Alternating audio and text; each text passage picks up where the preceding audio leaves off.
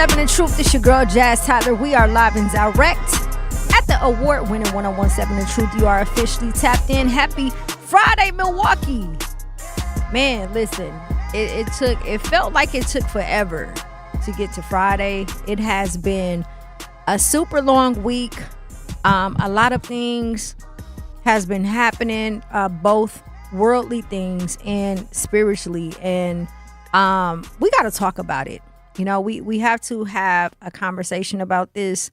First and foremost, I want to, give my condolences again to Smalls and his family. Tomorrow is the funeral. Both Homer and I will be in attendance. And it's been a very difficult situation. And I just want to send a shout out to my students, man, and everybody who has been supporting me. But today was an extremely difficult day for me at work. So much to the point where when I walked in the studio, I just started crying. I couldn't even hold it back. And before I had my first class, I had to get myself together. But my students still could tell. And they came and they was like, "Miss Jazz, is you okay?" And I kept saying, "Yeah, I'm good," right? Smiling, "Yeah, I'm okay." And one of my students, shout out to Kanye, he said, "No, you're not, Miss Jazz. What's going on?" And I was like, "Someone that's like my brother passed away and his funeral is tomorrow." And the first thing he said was, "And you still showed up for us. Thank you." And that meant so much to me. That changed my entire mood. I also received an email from the school stating that they had interviewed some of the ambassadors, the student ambassadors yesterday, several of them. And my name, along with two other teachers' name, came up multiple times as far as how much we've impacted them. And this was something that they did on their own. So again, just getting that and the fact that I pour into my students and they pour back into me, it confirms that the work that I'm doing is what I'm supposed to be doing, but also that it's okay for you to be vulnerable, right? It's okay to say that I'm not okay. Sometimes you have to say it in order to hear it so that you can know what it is that you need to do as far as how to deal with it. So again, and big shout out to all of my students. I am going to touch on this briefly as well, because first of all, I want to apologize to anybody that follow me, because yesterday I went off. I went off on live. I did. And I had to, go back and kind of take it down. But the reason why I was so upset was for two reasons. One, I know you guys have been seeing the viral post on Facebook and social media from the parent who was talking about the students that were left outside of Howard Fuller High School for 3 hours, right?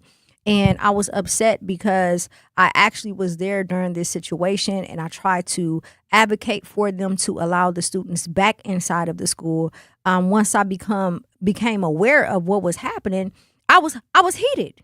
I was heated because they was 1 minute late, 10 minutes late, and a couple of them was 1 minute late. The others were about 10 minutes late. And they were denied entry into the school. And by the time I walked out at 11 o'clock in the morning for my lunch break, they still was outside, which means that they had been outside for 3 hours with no breakfast, with no lunch. And the most intriguing part is that they still stood outside, which means that they actually wanted to be in school. And the way that the situation played out with the parent coming up to the school, raising concerns and so on, know that I did my best to try and prevent this from happening, as well as shout out to Boo Williams. He works over there with me as well. And we literally tried and was denied, right?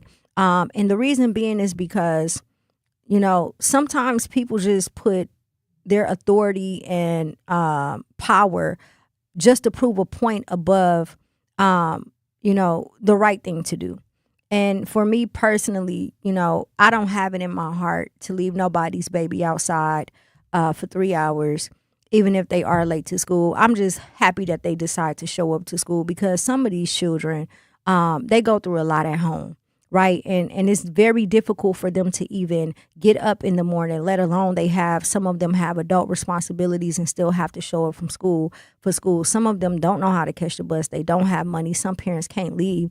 So for a lot of the people on social media who are making comments saying, "Hey, I'm glad the school holding the parents accountable for there's children being late, and there's no excuse. They should have been on time," and all of the rhetoric.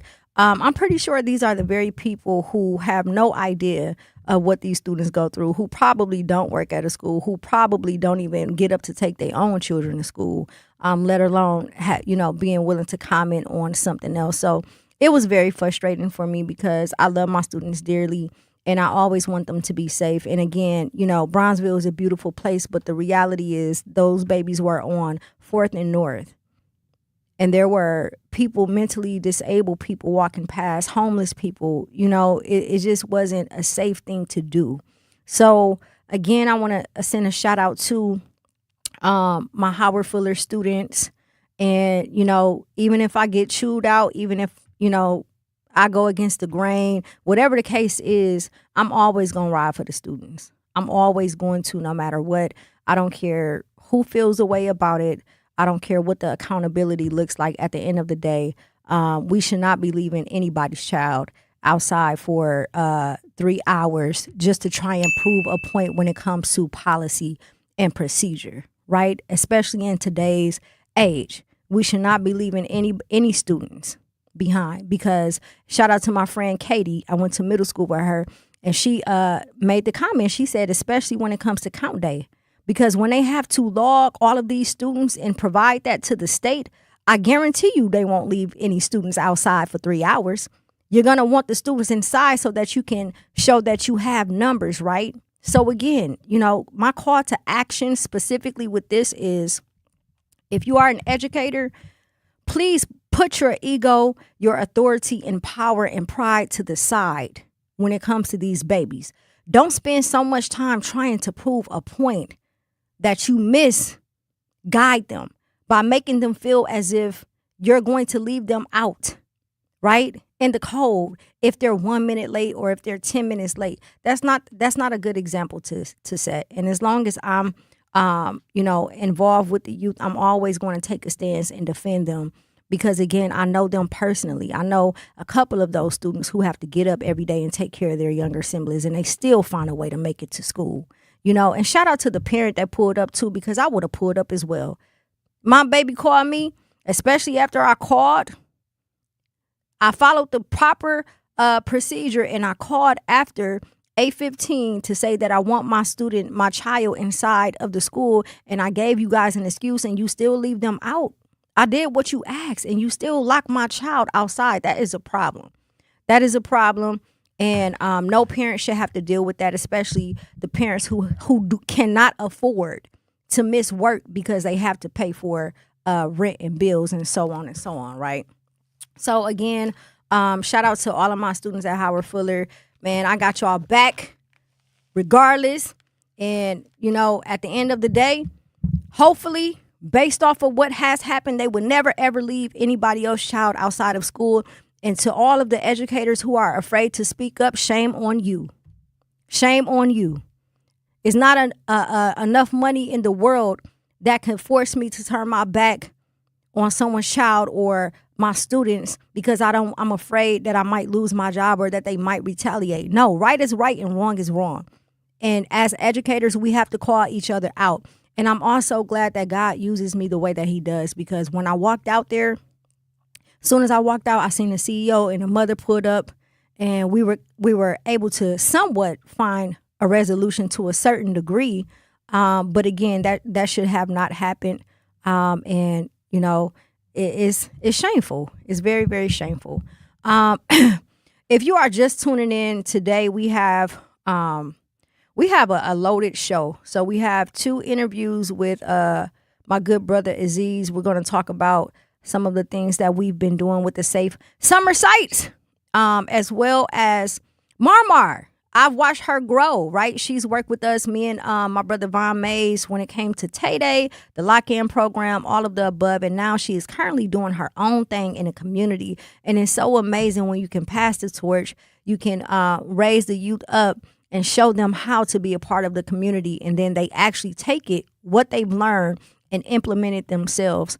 I'm also going to touch on this criminal complaint that Homer Blow, shout out to Homer, he was talking about earlier with this security guard who was charged with grooming of a child for sexual activity, sexual misconduct by school staff or volunteer, sexual misconduct by school staff or volunteer, count 3. Count 4 is sexual misconduct by school staff or volunteer. So he has 4 different counts. And there was multiple students that he was reaching out to. And I'm going to share some of my personal experiences as well, because, again, I know that the youth listen to me as well as the parents. And I want to educate you guys on some of the things that you need to pay attention to make sure that it doesn't happen to you as a child, and that the parents, you all don't have to go through this as well. And the staff, some of the signs that you should be paying attention to, because my personal opinion, I don't believe that there weren't any red flags at work. Someone should have noticed the behavior. And I could be wrong, but again, that's just my personal opinion. So we got to go to break. When we come back, we're going to have this conversation. It's your girl, Jazz Tyler. Do not touch that dial, 1017 The Truth. Are you looking for a place to shop that offers a fair market price? You need to visit Century Food Store on 92nd and Lisbon Avenue. This week, buy coleslaw, macaroni, or potato salad for $3.49 a pound. Hidden Valley Ranch dressing for $3.99. Golden Plump bone-in split chicken breast for $1.99 a pound. Seedless watermelon, $4.99 each. And essential everyday butter quarters, 2 for $5. So what you waiting for? You can also order groceries through DoorDash, Uber Eats, and Instacart, or stop by Century Foods at 92nd and Lisbon Avenue today. At UW Credit Union, we have best-in-class technology and peopleology. Like if you lose your card, you can stop by in-branch for a same-day replacement, or you can have a new one instantly issued to the app. So whether you prefer interacting with our snappy online interface or our in-person regular faces, UW Credit Union is always here for every you. And whichever you choose, it's the best of both worlds. Join today at uwcu.org. Federally insured by NCUA. Wherever there's a need in our communities, there's a united way, improving lives so everyone can thrive. Where more people can gain access to healthcare and nutritious food for their tables.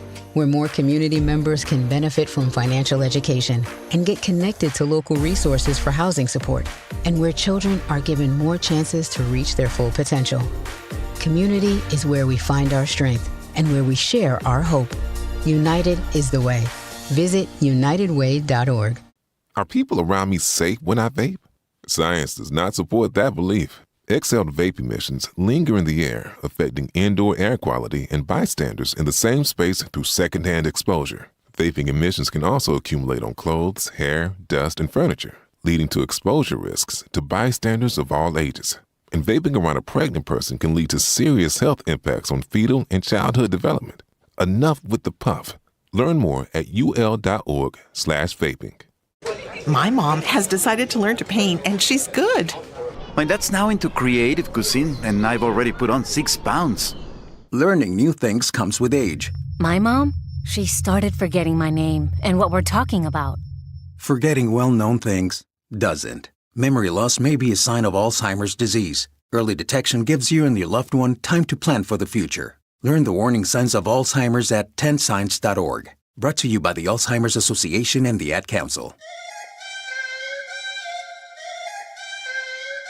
Woo! Y'all know all right? Let's go. 1017 The Truth. It's your girl, Jazz Tyler. We are live and direct. You are officially tapped in, and listen, man, it's been a long week. Glad that we've been able to make it to Friday. Listen, I can't say I'm looking forward to the weekend due to unforeseen circumstances, but I am glad and thank God that it is Friday. So we have 2 guests coming on today, 2 people who are prominent inside of the community. And before we get to our guest today, we need to talk about what is happening with our children in our schools, right? So we've spent a lot of time this week discussing what parents should know about what happens inside of a school, right? If you haven't checked that episode out, please go to 1017 The Truth on YouTube and type in Tap In, and you'll be able to see the previous shows of us discussing this. But because we have spent a lot of time discussing that, I'm taking this conversation somewhere much more fundamental. Forget politics for a minute. We're not talking about who's right, who's wrong, left versus right, all of that stuff, right? I'm talking about something that every parent should be able to agree on. When I send my child to school, is my child safe? That's it. That's all, right? There are 2 situations involving Milwaukee area schools that deserves immediate attention. And obviously, this is something that we've seen multiple times. But if we keep seeing it, that means that not only it's not the parents' fault, it's the educators' fault, right? We need to be paying more attention to what is going on inside of our schools, the red flags when it comes to this type of behavior. One involves, again, a concern surrounding the students reportedly being left out at HFCA, which is actually the school that I work at. And the reason why I wanted to bring this up, because there was a viral post that a parent posted yesterday. There were so many people who were talking about this and didn't really have the correct information.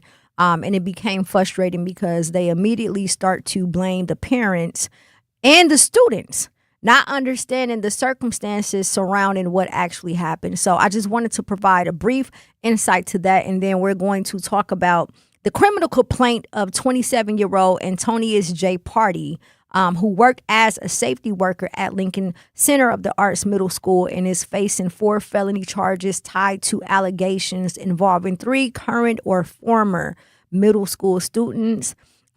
We have an interview at 4:30 and 5 o'clock. And once we're done with those interviews, I'm actually going to tell my story, because I am someone who was, has dealt with sexual abuse as a child at 9 years old, and also someone who an adult attempted to groom me as a high school student. And I want to talk to my youth, because we have these conversations often as far as, being confident enough to tell somebody when something is wrong. Part of the reason why I love working with youth is because I want to protect them from predators and from people and from the things that I went through as a child. And that's extremely important to me. So we're going to have those conversations as well. But the allegations themselves are extremely serious. I'm not going to say allegations. I know that the complaint says that, but we have proof. So there is no allegations. This fool did what is considered to be one of the worst nightmares a parent can have, right?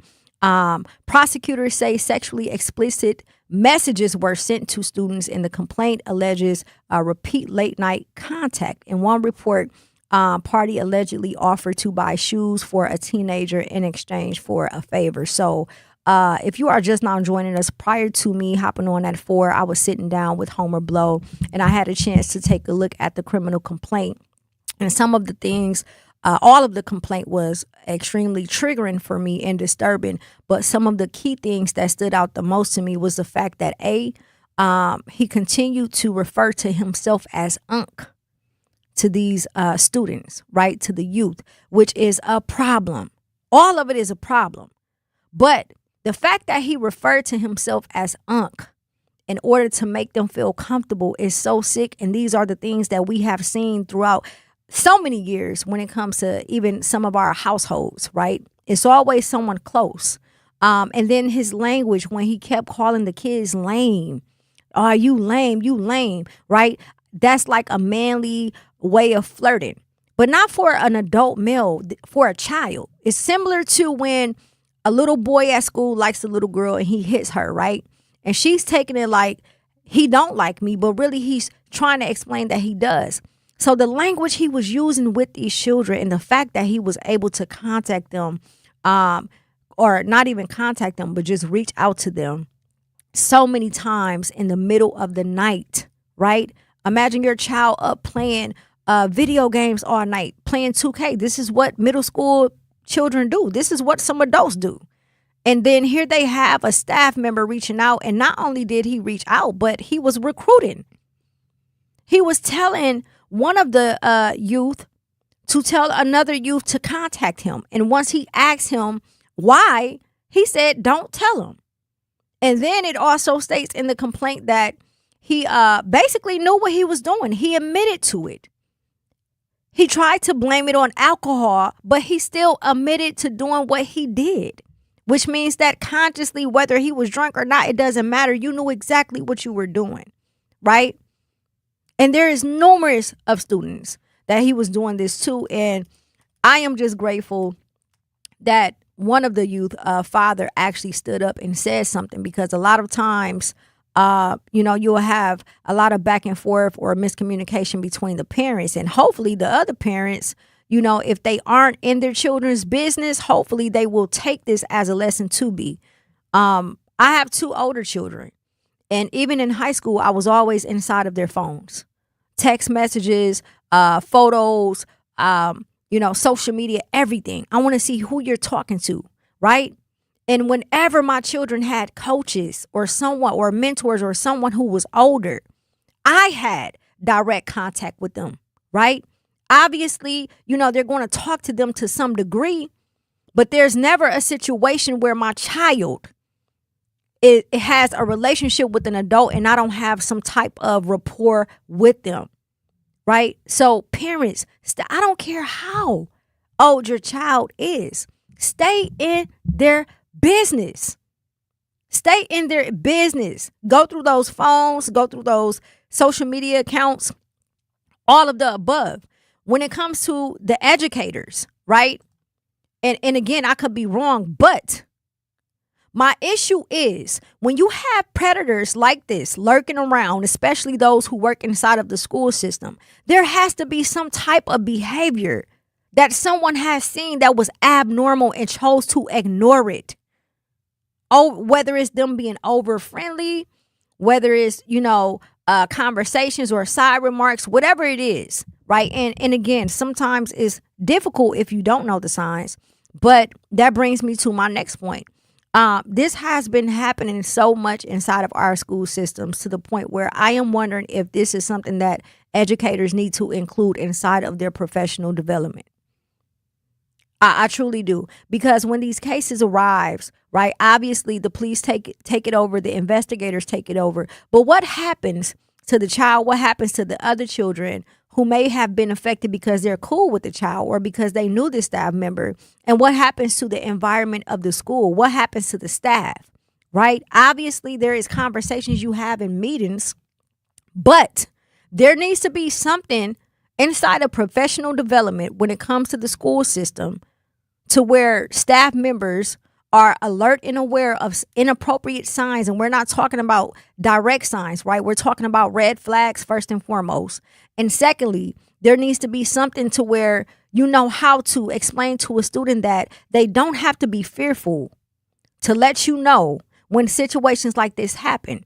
And although it sounds, crazy, again, as somebody who was a child that did experience this at 9 years old and 15 years old, as someone who has experienced this, I am telling you firsthand that it is frightening.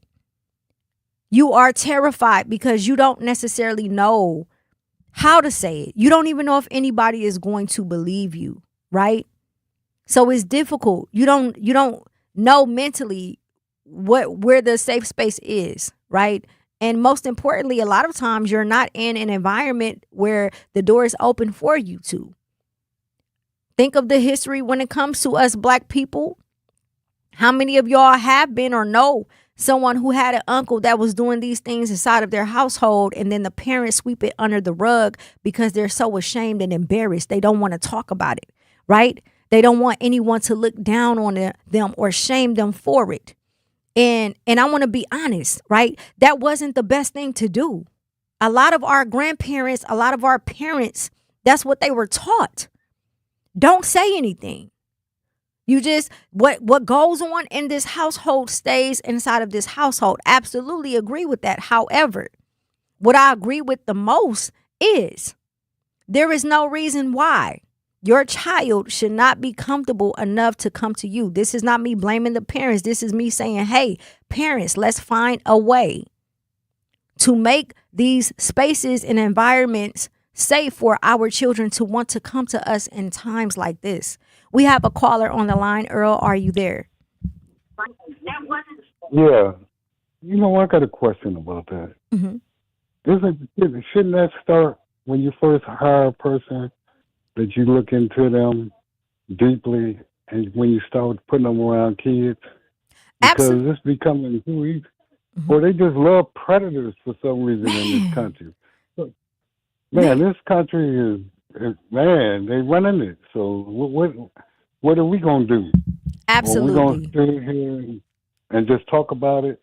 But when it's higher than anything, when the rich white people are out here doing it, then it's trickling down to the people that's walking around with us every day.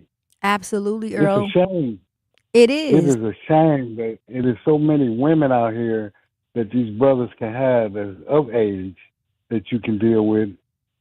Then you'll be running around and assassinated by kids. Yes. Yes. And to your point, you are absolutely right. This is what me and Homer were just talking about when he was just on previously, right? So there is a vetting process. But the problem is not every predator has ever gotten caught. So there's predators out here that has a clean record, but maybe they started, doing these things inside of their household and it was never told, which is why I was saying us as educators inside the school system, we have to be more aware of the red flags. You can't tell me that he wasn't displaying signs inside of that school. Oh, too friendly, and especially probably with the little girls, he was too friendly with them. And if they don't see that, then they're a part of the problem. Yes. Because you have to. Because if I was working there as security with him, I'd have told him, dude, I think you're getting a little bit too close to them. You're supposed to be in the leadership role, not in this your friend. That's not your friend. Absolutely. That part. That's the girl you're supposed to be leading. Thank you, Earl. And I tell my students that all the time. Even when they say, hey, Jazz, hold on. It's Miss Jazz, because I'm not your friend. I am not your friend. And that is because if you start being their friend, they think you open to everything. Absolutely. Absolutely. Thank you so much, Carl, for tapping in with us.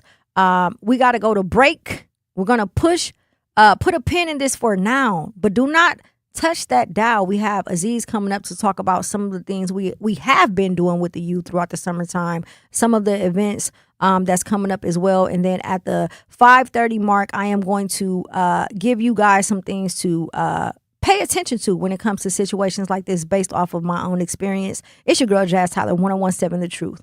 Game day starts here. The Atrium Sports Lounge, your new headquarters for every touchdown, buzzer beater, home run, and championship moment. Great food, great drinks, great vibes. Located in the heart of Milwaukee's Deer District at 1110 North Dr. Martin Luther King Jr. Drive in Milwaukee. Be among the first to experience Milwaukee's newest sports lounge where every game feels like a championship event. Follow on Instagram at Atrium Sports Lounge MKE. The countdown is on. We'll see you soon.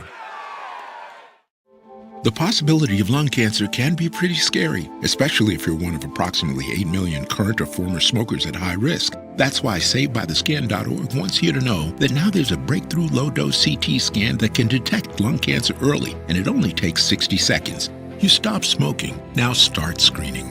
For an easy quiz to see if you're eligible, visit SaveByTheScan.org. It could save your life. SaveByTheScan.org is brought to you by the American Lung Association's Lung Force Initiative and the Ad Council. Reading aloud to children sharpens their listening skills, expands their vocabularies, and nurtures a lifelong love of reading. That's why Reading is Fundamental, the nation's leading children's literacy nonprofit, offers free monthly read-alouds by popular authors through its Rally to Read program. Visit rallytoread.org to watch the read-alouds and discover exciting reading activities for school and home. Visit rallytoread.org today. We asked parents who adopted teens to share their journey. When I met both of them, it was like my missing pieces were found. Like it was just like an instant, these are my kids. If you're considering adopting a teen, just do it. Kids need families. I don't care the age, everybody deserves a family. Learn about adopting a teen from foster care. Visit adoptuskids.org to learn more. A message brought to you by Adopt US Kids, the U.S. Department of Health and Human Services, and the Ad Council. Not completing high school is more of a social thing than it was an academic thing. Even though all these years have passed, I still had that longing to have my diploma. At age 30, Carissa finished her high school diploma. If you're even considering getting your high school diploma, you can do it. No one gets a diploma alone. If you're thinking of finishing your high school diploma, you have help. Find free adult education classes near you at finishyourdiploma.org. That's finishyourdiploma.org. Brought to you by the Dollar General Literacy Foundation and the Ad Council.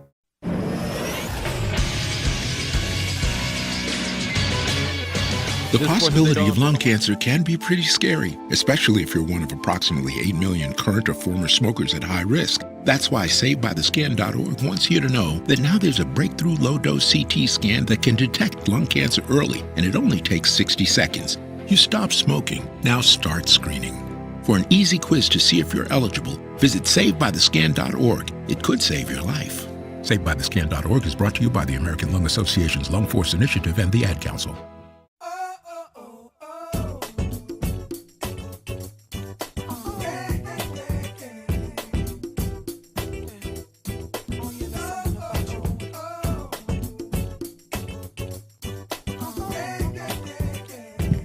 One-on-one-7 The Truth. It's your girl Jazz Tyler. We are live and direct, and we got a special guest in the building. My good brother Aziz. What's the word? I'm good. I just seen Aziz yesterday. Yeah, we was kicking it last night. Every time you start your show, I feel like you about to drop a bar right after that, like, or it feel like the beginning of like a rap, a DJ drama, 2000 mixtape, 13 mixtape. That's my radio voice. Okay. That's how I learned. I was practicing. I was watching, Didi in the morning and DJ Envy, and I'm like, they got a radio voice every time they come on. But welcome. This your first time up here or no? I've been on one time. Okay. With I think Brother Ken Hughes. Got you. Talking about some of the work we did with the county. Ken Harris. Yeah, thank you. I apologize. I think Mr. Hughes owns the dog shop inside of 3rd Street Market. Got you. He ran for office one time, so that's my bad. But yeah, Ken Harris. Perfect. So look, we're going to keep it funky today, and we're going to talk about some amazing things as well. So off summer, we've been talking about giving Milwaukee young people something positive to do, right? And one of the big efforts behind that has been the Milwaukee Safe Summer Sites. The initiative was designed for young people ages 12 through 20 with free evening programming, including sports, DJs, dance, and mobile recording studios, games, mentoring, and other activities. And the broader effort brought together Milwaukee County, the city of Milwaukee, MPS, Safe and Sound, Empower, and 101.7 The Truth.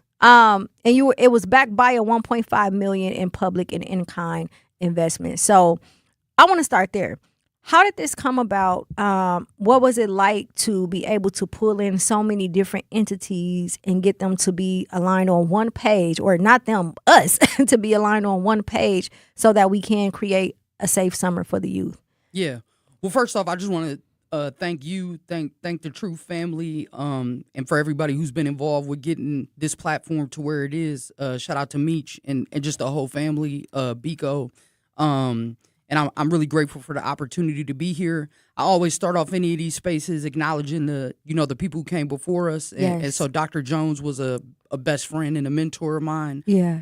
So anytime I get the opportunity to be in a radio station, on the drive here this morning, I think about them. And so I always like to call that out and acknowledge it. So with the Safe Summer Sites, and I also, I'll mention a few other partners. Over the last year, Milwaukee Public Schools was really focused on trying to address gun violence under the leadership of Dr. Caselius. And in that collaboration was the Milwaukee Urban League, Children's Wisconsin, the Milwaukee Healthcare Partnership. Because, again, institutions and entities, they already collaborate and they try to find common ground on key issues. Yeah. And I think we all are aligned on the issue of no child should ever have their future taken away from them at the hands of a gun. Yep. And so March of this year, we held an event called Past, Present, and Future. Yeah. And we had about 40 youth facilitate that, and it was a beautiful event where young people got feedback about ideas on how to make a safe summer happen. Yeah. And then followed by that, that same collaborative group came together and had a meeting at James Madison High School, and 3 youth groups presented ideas and just things that they were experiencing and going through. And in the Bible it talks about from the mouths of babes. Yes. It was really young people who triggered this work coming together and calling attention to adults and leaders at organizations to put their egos and own ideas to the side and center what young people were saying. And to the point that you brought up, what they talked about a lot was the fact that traditional programs, all of their hours end at like 6, maybe 7 p.m. There's nowhere to go. You got to be with an adult to go to the mall. You got to be with an adult to go to the movies. You got to be with an adult to be able to go skating. And so that expression really became the platform for people to be able to come together and have the conversation. And I think,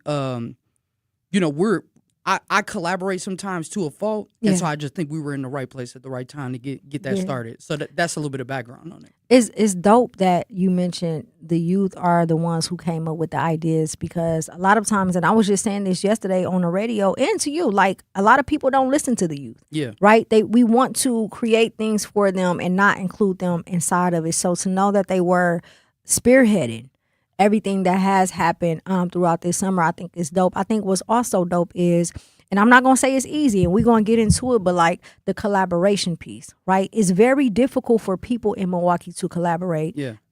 From what you mentioned, pride, ego, sometimes greed, power, control, all of the above. But we've been able to, pull it off. It was rocky a little bit because of, miscommunication and things of that nature.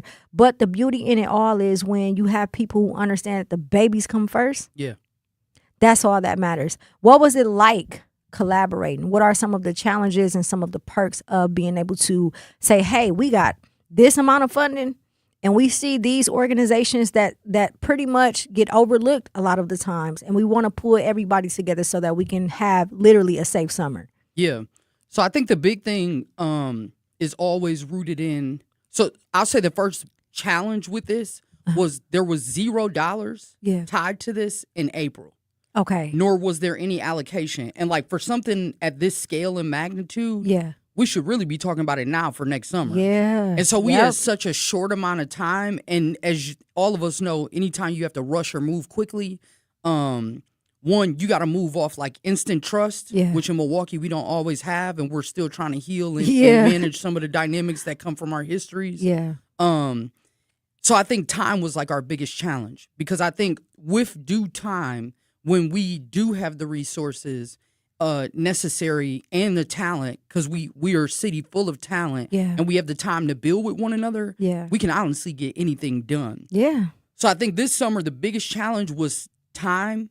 And then some of the bureaucracy that comes about with some of the dollars, because like you see the headline of a certain amount of money, but like 50% of those dollars had to be front loaded. And so we had partners at the table who were willing to try to alleviate that. Again, shout out to the folks at Children's who were really adaptable. Yeah. You had the state who really was the fiscal supporter through the county, who was really open and willing for youth stipends, for food to be covered. Because a lot of times when federal dollars are tied into something, you can't pay for stuff like food. Yeah. Which, just as a lot of people don't know that. And as we're talking on this platform, like to not address a social determinant of health, which is the language that they use in the midst of trying to improve overall communal outcomes. Yeah. And I understand that can be a gray area for things to potentially go wrong. Yeah. But at the same time, like we're a state that uses our Department of Correction resources to produce milk on the backs of inmates. Come on now. So we should have the opportunity to use food as a convening tool for our communities. But it's like those kind of nuances and bureaucratic pieces that a lot of times create a lot of red tape. Yeah. So those are some of the backgrounds on difficulties. But I'll say like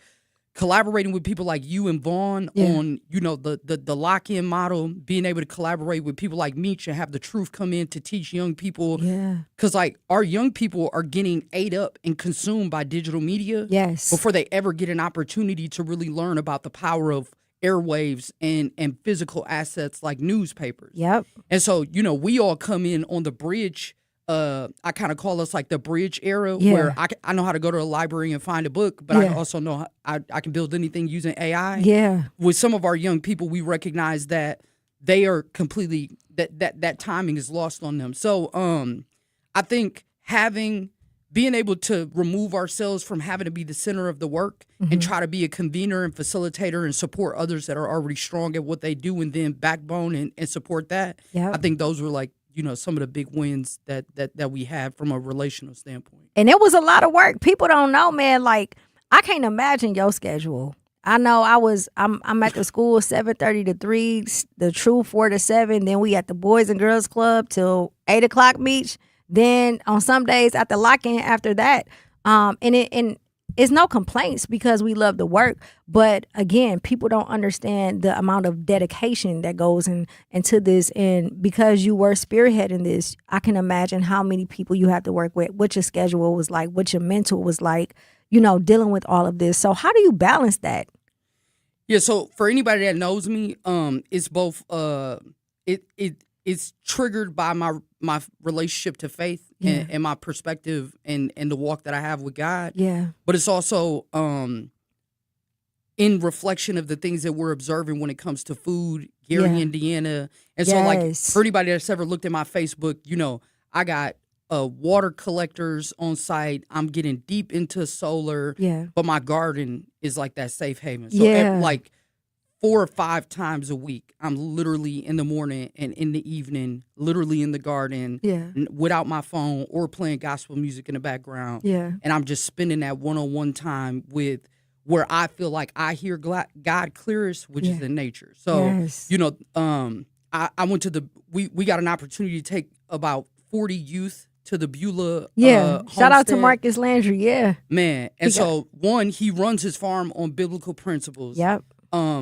But 2, to have the opportunity to just get an observance around that. Yeah. But one of the things he taught me on the farm was that the Hebrew word rooted in carpenter is actually it is synonymous to the word farmer. Yeah. And so there are some scholars that look at the fact that based on all of the parables being rooted in sowing seeds, being so analogous to farming, that is actually what Jesus' potential occupation was.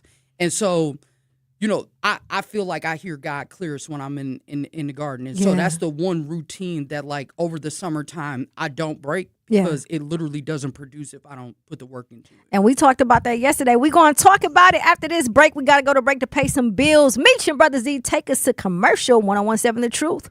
I'm Sherwin Hughes, and I know the power of Stars and Stripes Honor Flight firsthand. As someone who's been on an honor flight, I can tell you it's a day you'll never forget. Stars and Stripes Honor Flight gives our oldest veterans who served in any location in June of 1975 or earlier a free one-day trip to Washington, D.C. for veterans. Airfare, meals, a coach bus tour, and special flight apparel are all included. It's a day of honor, gratitude, and camaraderie. Veterans who served in the Vietnam or Korean War go to flysshf.org and ask for an application.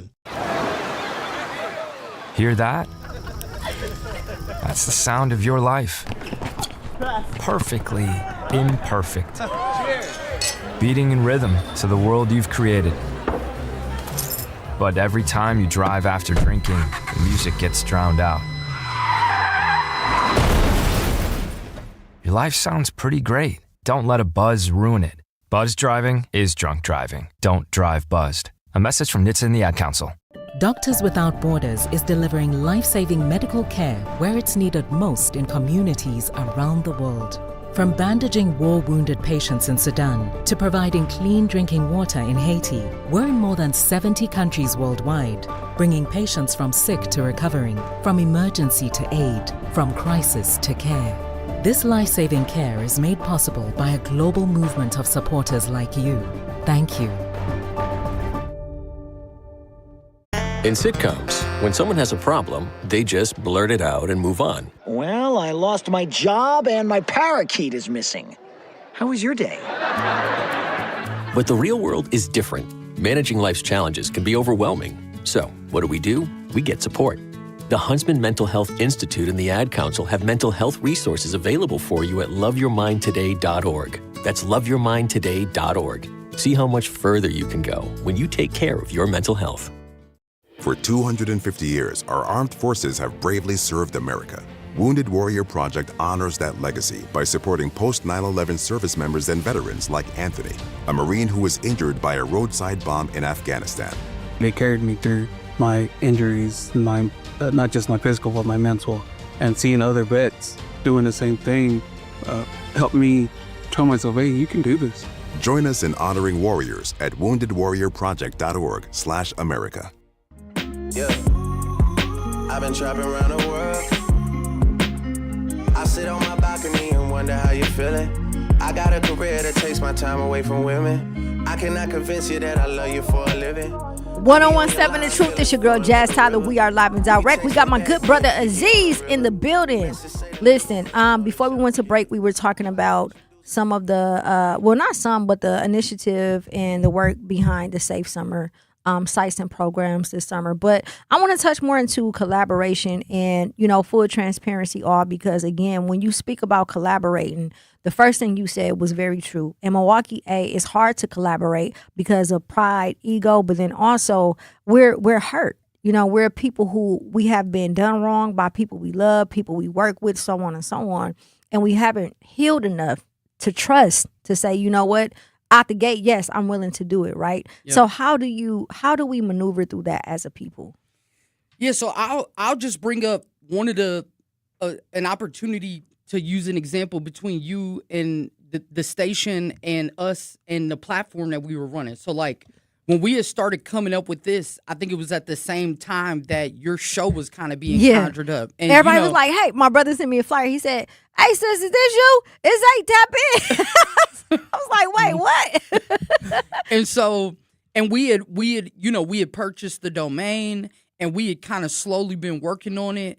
And what I find is even in the ecosystem of like our language and the fact that we use common trendy words and phrases as a city, there are gonna be times where two different people, like I remember in the era of like younger hip hop artists that I really like, YPN was just common. Yeah. Like you had YPN Keys, YPN this, YPN that. It was just like Young. Right. Young Jeezy, Young. It was all, everybody applied it. Yeah. So it's kind of that same thing with the tap in piece. And I know that in the beginning there was like maybe healthy tension, only from the standpoint of, and especially yesterday when you and I got to just naturally, God created a moment for us to have a pre-meeting yesterday. Yes.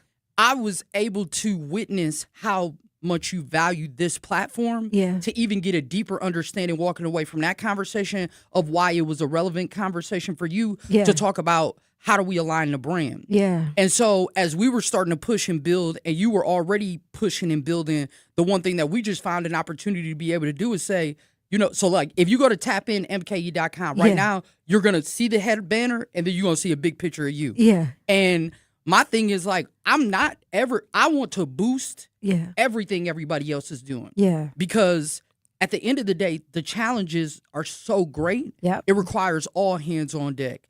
And so what I find is a lot of times we just don't have enough conversations. And that's, again, this summer it was challenging. Yeah. And we weren't a perfect collaborator, not only in this context, but in other ways because we had to move so fast. Yeah. But, with working with specifically DCWS under Karen Tyler's leadership and DHHS. Shout out to Karen. And with David Muhammad. Shout out to David too. Right. So a lot of times people don't always see them working together. Yeah. And so, my hope is that over time we're able to all reconcile any differences because at the end of the day, we're trying to save lives and offer a space and an opportunity for us to be in a position to just be. Yes. I feel like we're in an environment right now, especially working with young people this summer so intimately. Yeah. And I was sharing this with you yesterday where I feel like when they come to us, we are able to bandage up the wounds that they're carrying, but these are gunshot wounds. Yes. And we're sending them right back into those environments. Yes. And what's unfortunate is like home has become unsafe. Yep. Schools, as you're talking about today, has become unsafe. Come on. And so like the institutions of fatherhood, motherhood, sisterhood, brotherhood. These are historical institutions that have been our safe spaces. Yeah. It's like disintegrating. And I was few of the many who are like the safe spaces like you where young people can tap in. So I think we have to keep the greater mission at hand of what are we trying to work on? Yes. Do you want to be seen on Facebook? Do you want to be the face of everything? Yeah. You shouldn't really be able to be in the work. Yeah. you know, and that if that's the centerfold of the focus. Yep. So, you know, it's about collective accountability. Absolutely. And this is basic. What throws me off is like, if you walk into the Wisconsin Historical Society, the principles of Kwanzaa, we done already been in there. Yeah. Just read the words and learn them and try to live by that. Don't even complicate your life. Just do them seven. Just do it, yeah. So yeah, absolutely. Yeah, I think so. My take in it is, and we was kind of talking about this off air, right? When we're collaborating, I think oftentimes, and it's no slight because I'm guilty of it too initially, right? A lot of people that grew up here grew up in survival mode. So everything is based off comfort, which is initially a feeling. It's not logic, right? So you naturally want to collaborate with people that you're comfortable with, that you know already, because you can eliminate any distrust initially. The issue with that is sometimes those aren't the best people to collab with, or sometimes it's not going to impact the youth in the way that it should. So some of the steps that we were talking about was first, self-accountability, right? Check yourself first. Like, are you being logical about the situation, or are you just in your feelings about it, right? Yeah. Then secondly is understanding that you have to think in a objective manner, right? That it's not about you. It's about the babies at the end of the day. And when you respect, you know, I can always appreciate someone who does the work that I do, meaning similar work. Anything that you do to try and create a better environment for the babies, you have to respect that work, right? And you're doing it without the need to, like you said, want to be seen all the time and stuff like that. That makes it easier to want to collab. Absolutely. That makes it easier to want to have conversations, right? And I sat there and I was like, dang, I seen this. I'm like, what's going on? You know, like Mech and Biko. And I'm like, hey, hold on now. Like, nah. This what we doing? Yeah. But the fact that we were able to have, and shout out to Biko because Biko is real good at, you know, like mediating. But when the respect is there, it's easier. Yeah. So the fact that we were able to have a conversation, be like, listen, we can include y'all in what we got going on. We can include y'all in what we have going on. Yeah. And then the outcome is so much greater than someone saying, I don't want to collaborate because of a misunderstanding. Absolutely. I'll share another story, and I think it's relevant to this. It's relevant to Biko specifically as well. And I think it's so important, and I'm biased in this, but I wouldn't be in a righteous position not to communicate it. Yeah. You have to submit yourself to your creator. Yes. Now, how you define that, I won't push that in this space. Yeah. But the reason why I think it's so relevant is because you start to move in a direction where you recognize you're not the author of your story. Yeah. Yep. You had no responsibility to the day you were born. Yeah. You have no responsibility to the day you won't be here anymore. Absolutely. The money that you receive, if you start to view it as such, it's not your money. Yeah. It's been entrusted to you. Yeah. And if you start to look at your responsibilities, the doors you got in, all of those things, you'll start to recognize this is all entrusted to you.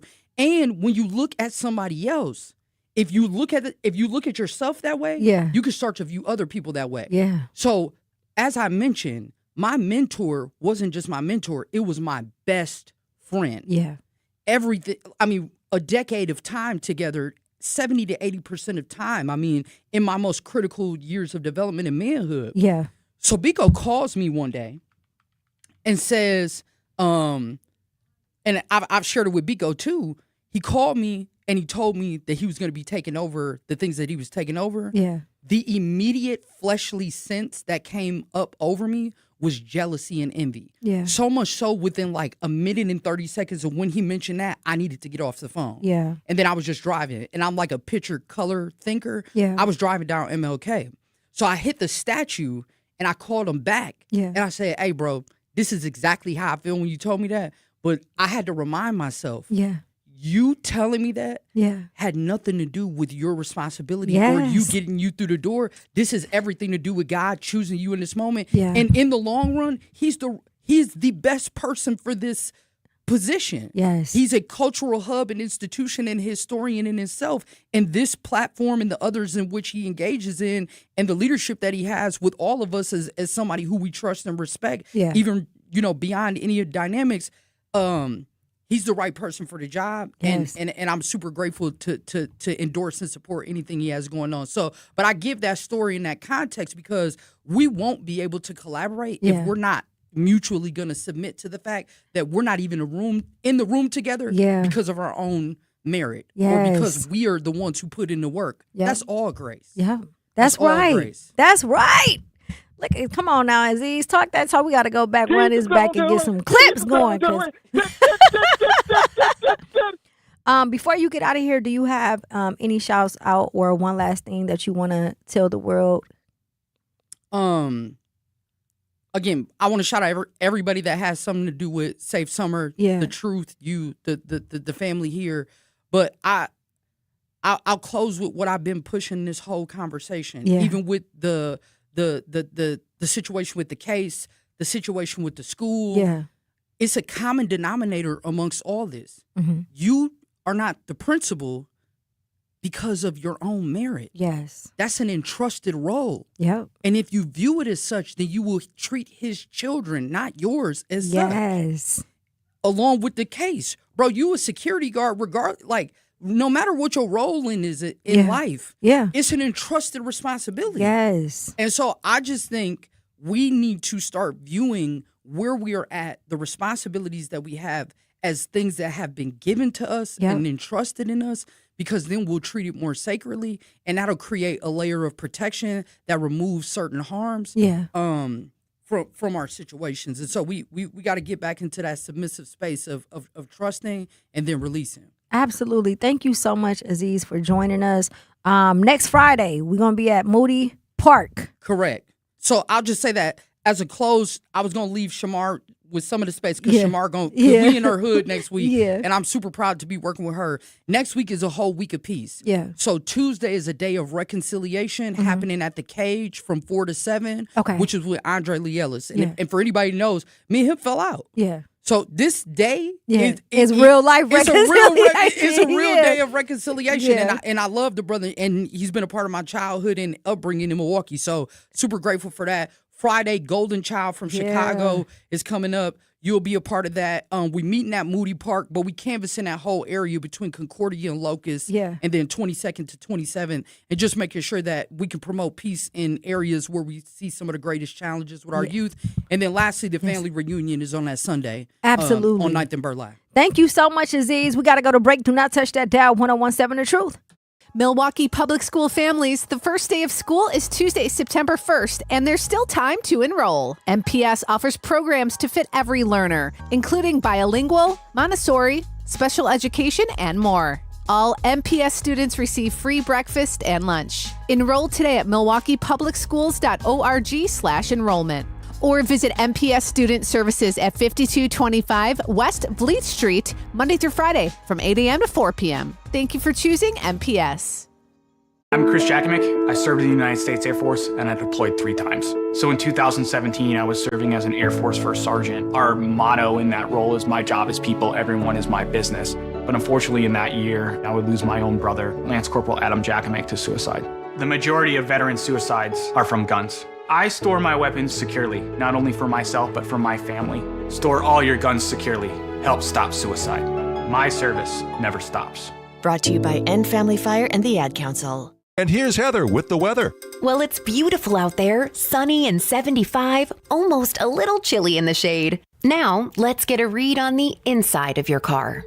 It is hot. You've only been parked a short time and it's already 99 degrees in there. Let's not leave children in the back seat while running errands. It only takes a few minutes for their body temperatures to rise, and that could be fatal. Cars get hot, fast, and can be deadly. Never leave a child in a car. A message from NHTSA and the Ad Council. Milwaukee Black Talk lives here on 1017 FM and 1510 AM. W269DL Milwaukee and WGKB Waukesha, live from American Family Assurance Studios. Yeah.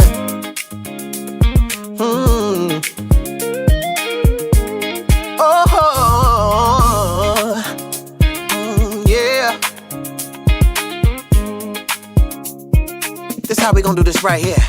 Pretty woman, it's something you should know. I ain't one of them, baby, I'm him. And that's one thing for sure. Yeah. Pretty woman, oh, it's almost time to go. Ooh, and I got a lot of options, baby. Oh yeah, yeah. So don't be moving slow. Yeah. Pretty woman, oh yeah, I need you for sure. Oh yeah, I got a late night plan. Oh yeah, and it's something you can't ignore. Oh, pretty woman, oh, I'ma leave you wanting more. Hey yeah, pretty woman, oh, I want you the most.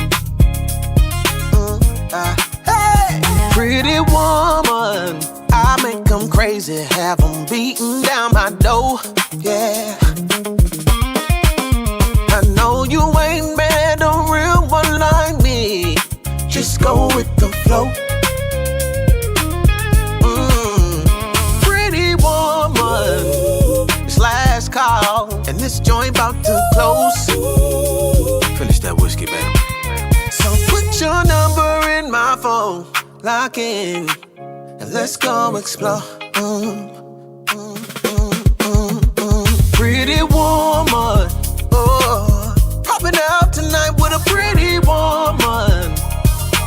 I just need one night. Pretty woman, you such a vibe. Pretty woman, oh, you got me hypnotized. Pretty woman, mesmerized. Pretty woman, oh, pack it up, let's slide. Pretty woman, I know I can't deny. Pretty woman, oh.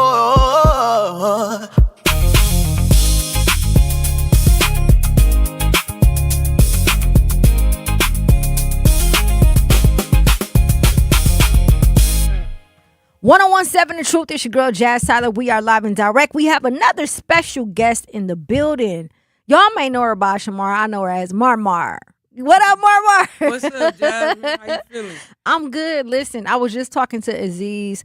I want to tell you, I'm so proud of you, man, for real. Like, watching the growth. You've been around for a long time. You've been helping with the lock-ins, with Tay-Day, with all of the stuff, and now you're doing your own thing. Like, that is so admirable. I'm so excited to see what you got going on. Let's get into it. So, before we talk about what's happening next week, I want to touch on the 3 versus 3 tournament that you had. Tell us how this came about.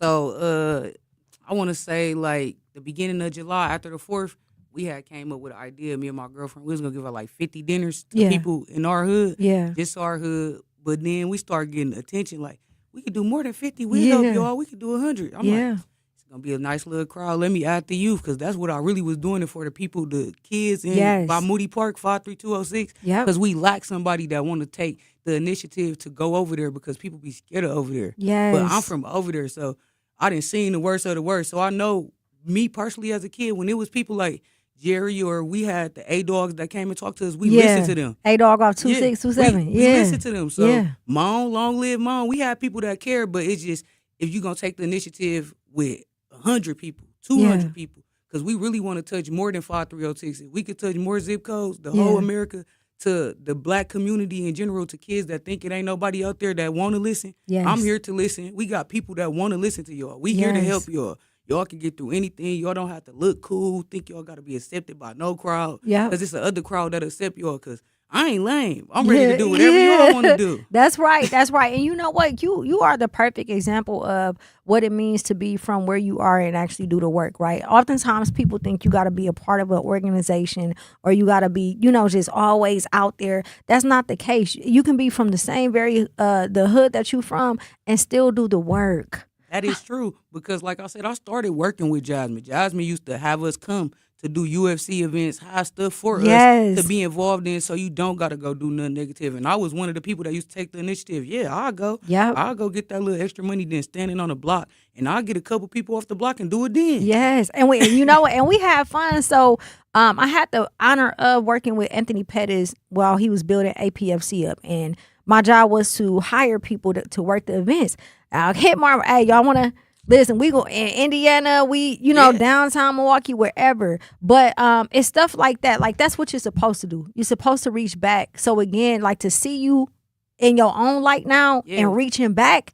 Man, Mama, I'm so proud of you. You and Vaughn, like I said, I looked at Vaughn. We used to go volunteer at stuff, and I seen like he pushing a positive message, like I said on the news. More positive energy, more positive people. We more powerful together than apart. All the competition, that's dead. We here to push a unity message. I don't care where you from. I don't care if you from the south side, north side, west side. We all trying to come together because it's a powerful message when we get together. Everybody can say how they feel. It's like tell the people where you from. I'm off 25th and Burlock, 53206. I was raised over there. I could see whatever y'all think y'all saying, I sing. So you be your own example. You take a different path. You could do whatever you want to do. It don't matter who think you lame, whatever, because it's people rocking with me that you would never think. And it's people that's higher. So it don't matter where you from, whatever you do. You can have corporations or people from your hood rocking with you. You just got to push it and make sure you put forth effort to do what you want to do. Yes, and if I'm not mistaken, I know for a fact Rodney Buford is from over there. Shout out to Rodney Buford. He used to play for the 76ers. And Crowley is from over there as well. 23rd and Burlock. Yep, he from over there as well. We've done Tay Day over there. We've done multiple events, but I'm excited about what's cracking next week. You want to get into that? So we got this week actually, y'all. This week? Yeah, Heal the Hood on the 29th. Oh yeah, it start this week. Yeah. Shout out to Ajamu. His on the 29th, Heal the Hood. He gonna be there from 21st to 24th. But then on the 30th, I got my own, which is NGL. If y'all watching live. Yeah, let's next go. generation And leaders. you gotta give me some merch, man. I got you a bring me shirt no merch Sunday. over here. I got you a shirt Sunday. I got you. What size you need? Small. We got you. I got you. Come through Sunday. I got the shirt for you for sure. But Sunday we is gonna be having a back to school giveaway on 25th and Burlaw, 2 blocks away from Moody where we did it on the 22nd. Okay. And it's bigger this time. We doing more than 100 book bags. That was my goal, but the much support and love I got for the community, we giving out 400 book bags. Come on now. We got 5 spray grounds we ruffling off for free, 2 Foot Locker gift cards. We got, man, a mystery box full with Lululemon, Nike, Adidas for the kids. It's for the kids. So any parent that think y'all need help for back to school, y'all can come to 25th and Burlock. We got all the help for y'all. Free braids, free haircuts. What else we got, Jerry? Spelling bee, let me talk about that. Come on now. I seen it. When you sent me, I was like, let's go. Yeah, like I said, I'm 29. I'm the first person ever to host a spelling bee outside a school setting. We pushing literacy. We want an astronaut out of 53206. We want them lawyers. Yes. We want them basketball players too, but we want y'all to be successful wherever you think you can be. You don't got to think you got to be a basketball player to be cool, because I hoop. I took the route to hoop, but when you don't have nothing to go, when you make a mistake, what you gonna do after the hooping? That's what right. career What's do you your want to backup? have? Because hooping really plan B, y'all. That's your plan B. Make sure y'all got y'all A, the career that you really want to have that's gonna set you up for life, longevity. Whether it's you putting in work in the community, whether you want to be a video game designer, do what you want to do, because you can do whatever you want to do. Yes. So what does this spelling bee entail? Like what are the ages and what are the prizes? The age range, we got 2 brackets. We doing 1st through 8th grade, like the national spelling bee, like the real one. So then we got 400 prize for that. And any kid that get in, they get a $25 gift card just for participating. And then 9th through 12th grade, we got 400 too. So we giving out a total of $1,000 for the spelling bee. So parents, make sure y'all children watch Akila and the Bee. Y'all better get them together I this sure weekend. got my godson and my little sister watching Akila and the Bee. Shout out Connie, man. He been watching. My godson, they'll been spelling every word.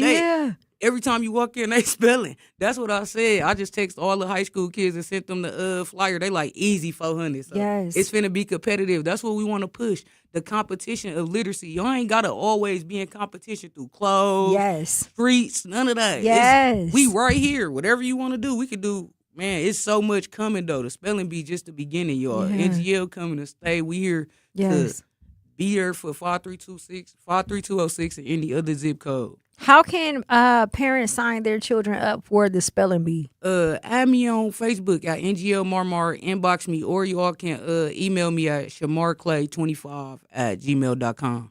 I might sign up for this spelling. I'll just be like, we need to do an adult spelling bee. I might have to have an adult spelling bee. I'm going to see if y'all still got it, Yeah, man. we need. Hey, listen, I'm trying to tell you because there's some people out here now. They keep asking me, let me join. You said $400. Yeah, we giving out $1,000 because we want people to be in tune with spelling, with your literacy, because they teach us all that extra stuff we really need. Math, reading, spelling. Yes. You want to hoop, you still got to spell. You're going to have to read plays. You're going to have to Come do on. that. You want to play music, you got to read them notes. You got to know. Reading and spelling, math involved in anything you want to do. Yes.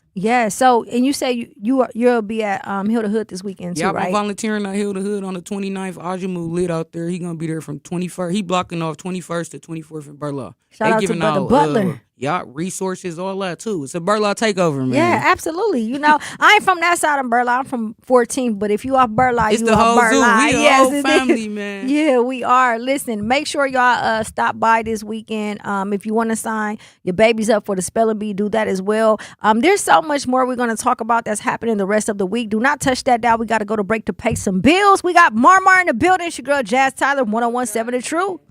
There's a little time left in the summer, and there's still so much to get involved in as we end the summer safe. Milwaukee youth ages 12 to 18 can tap into free safe summer sites, activities, food, music, sports, creative experiences, and free youth events happening all across the city. There's something to do, somewhere to go, and something new happening every week. Visit tapinmke.com. That's tapinmke.com. Milwaukee, let's end the summer safe and start the school year right.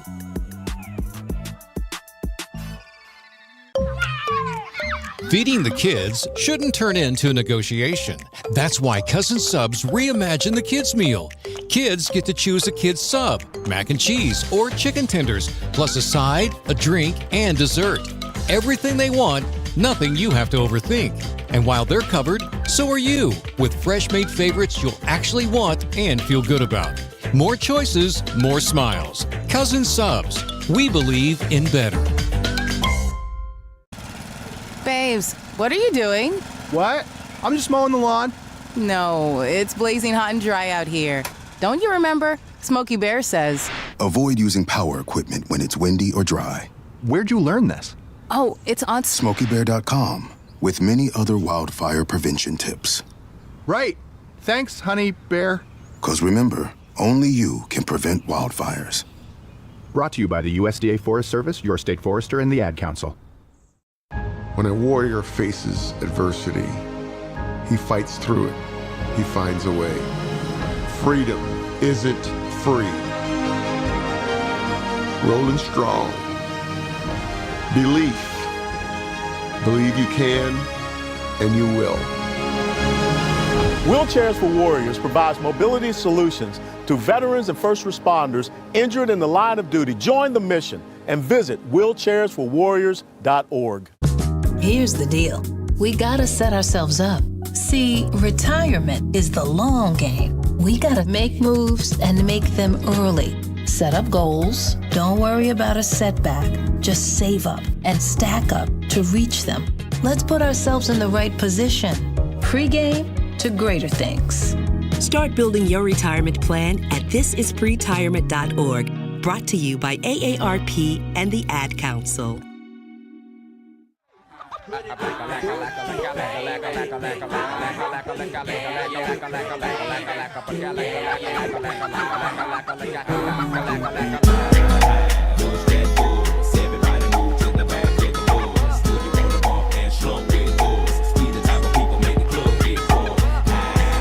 The Truth. It's your girl Jazz Tyler. We are live and direct. We got Marmar and Darius in the building, man. Listen, we have some amazing events coming up. If you are just now tuning in, today we've been talking about the youth, man. We know that there's a lot of negative things that's happening to our babies. Before Brother Aziz got off, he mentioned that the very institutions and places that the youth should feel safe, they don't. We're talking at home, in the hood, at schools, right? Which was the purpose of creating the Summer Safe programming. But also, it don't stop there, right? You have to be a pillar in your own community, and we are sitting with someone who is a perfect example of that. I met Marmar about 7 years ago. We've done Tay Day together with Vaughn. We've done basketball tournaments. We've done the APFC MMA. We've done so many community events, and now she's doing her own thing. Tell us about some of the things you got coming up this week. So Sunday, like I said, the back to school event, I want y'all to bring y'all kids because we do got 400 book bags that do got to give away. We got 100 hygiene bags for the kids in high school. You know, after lunch, we got toothpaste so they can brush their teeth. After gym, you got deodorant. Yeah. We got that little bar They soap need if you it got because they be swimming. raw in class. I'm trying to tell So you. come hit us up on 25th and Burlock. We got Bounce House, Crystal West from Armani United coming to do face paint. A whole kitty corner. You get free books, face paint, make bracelets. It's so much. We got Myron hosting the spelling bee. Shout out Myron. He off 24th for Locust. Yeah. We got Bumpy coming through. We That's got coming. Steve Bump. coming through. Yeah, it's going So, down. Yeah. If you ain't on Burlock on Sunday, man, I feel bad for you. Yeah. Yeah, it's a call, Zulu. It's a call. And like I said, we want the kids to know, like Z said, y'all is safe in your own neighborhood. If you don't want to go home and talk to somebody, it is somebody that's outside that want to talk to you. It be getting on my nerves. I go down the block. Ain't nobody playing no more. You don't even see kids outside because, like Z said, they don't feel safe. Yes. Parents don't even want them to go outside. Yes. So on Sunday, I want to see 500 plus people that I'm going to touch that's going to make me feel away. I Yes. might cry Sunday. If I touch kids, they going to be happy because I know you all need that help. It's plenty single mamas out here. Got to pay for 5 kids to get their hair done. Nope, you can come to the block party. We got Get it somebody for there for free. you. That's People that's right. going to talk to you. Shout out Amir from 414 Shout Life. out Mir, man. Yeah, man. He coming, doing haircuts. He bringing people with him, man. We got a lot of people coming to do haircuts. Shout out all the barbers and beauticians that volunteered their time, too. Yeah, so I'm excited about this event that's happening Friday too with Golden Child. We did an event with him last year at No Studios, but he's coming down here Friday as well. Can you talk to us about that? We live with Aziz and David. We trying to be 500 deep at Moody on 21st and Burlock. So I need all my people. If you mess with NGL, if you mess with Truth, if you mess with Aziz, if you ever see Safe Summer, we need 50 people to bring 10 people, y'all. 500 people. We trying to be 500 people deep, man. Can you Pushing the talk to unity. us about the purpose of this event? Yeah, it's to push unity and peace, to show people that, like I said before, the message is more powerful when we together. So Aziz coming together with somebody from Chicago, coming together with plenty small grassroots groups in Milwaukee to show that we can push unity and peace. And it is somebody here. Like Aziz, I respect him so much as I met him, and I'm navigating through learning new stuff because I am young. But I know for a fact I go off of intuition, and Aziz is a good man. So if we can get all the people that really want to do something positive, even if you don't, just come see. Come see. It might change your life. You might really want to do it. So come with us on Friday. We is finna be 500 deep. Bring your kids. Bring your grandma. Bring everybody. Everybody got to come. Darius, you going to be a part of this too, right? Jared? I keep saying Darius. I'm sorry. Jerry been knowing me since I was 10 years old, man. What do you think about all of these events? I love him. It's a good cause. Yeah. Yes, indeed. Yes. So, first and foremost, I just want to reiterate that I think oftentimes people have this perception that you have to be in a certain position to do things for your community, right? Or you have to, have a certain amount of money. You gotta act a certain way or talk at that point, that part. You just gotta take a stand because, like I said, I'm 29. There's so many people that's older than me that I done heard complain about stuff that goes on, like this and that. They don't never do this for the hood. Don't nobody do this for the hood. Yeah. Who's stopping you? Come on. Who's stopping you? Come on now. Because I'm going to do what I think that I'm going to do that's right. And like I said, like I just told you when we was off the air, it be God. It be like a calling. So you stop everything and do what God wants you to do. And that's him want me to get into touch with the youth in Milwaukee. Because like I said, I've been in that position. I know if you get a little bit of support. I know if you got somebody behind you, you can actually, like we said, somebody out 53206 can actually be what we want them to be. An astronaut, a teacher, a doctor. You can be whatever you want to be. Like I said, a rapper. Whatever you want to be, you put in forth the time and you put in forth the effort. So you can do what you want to do. And you find people that want to support that dream. It be some people that be around that don't want to support the dream. So I've been learning that too as I navigate. Some people can't be around. Some people not going to want to be down with what you want to be down. Absolutely. So I done have friends for 20 years that's still friends, but we just don't talk. It's all love. But right now I'm on this. Y'all the most on that. important thing you said that stood out, and I always tell the youth this too, is you got to live there, so you should want to participate in what's happening, right? You should want to be a part of the solution because you have to live in those neighborhoods.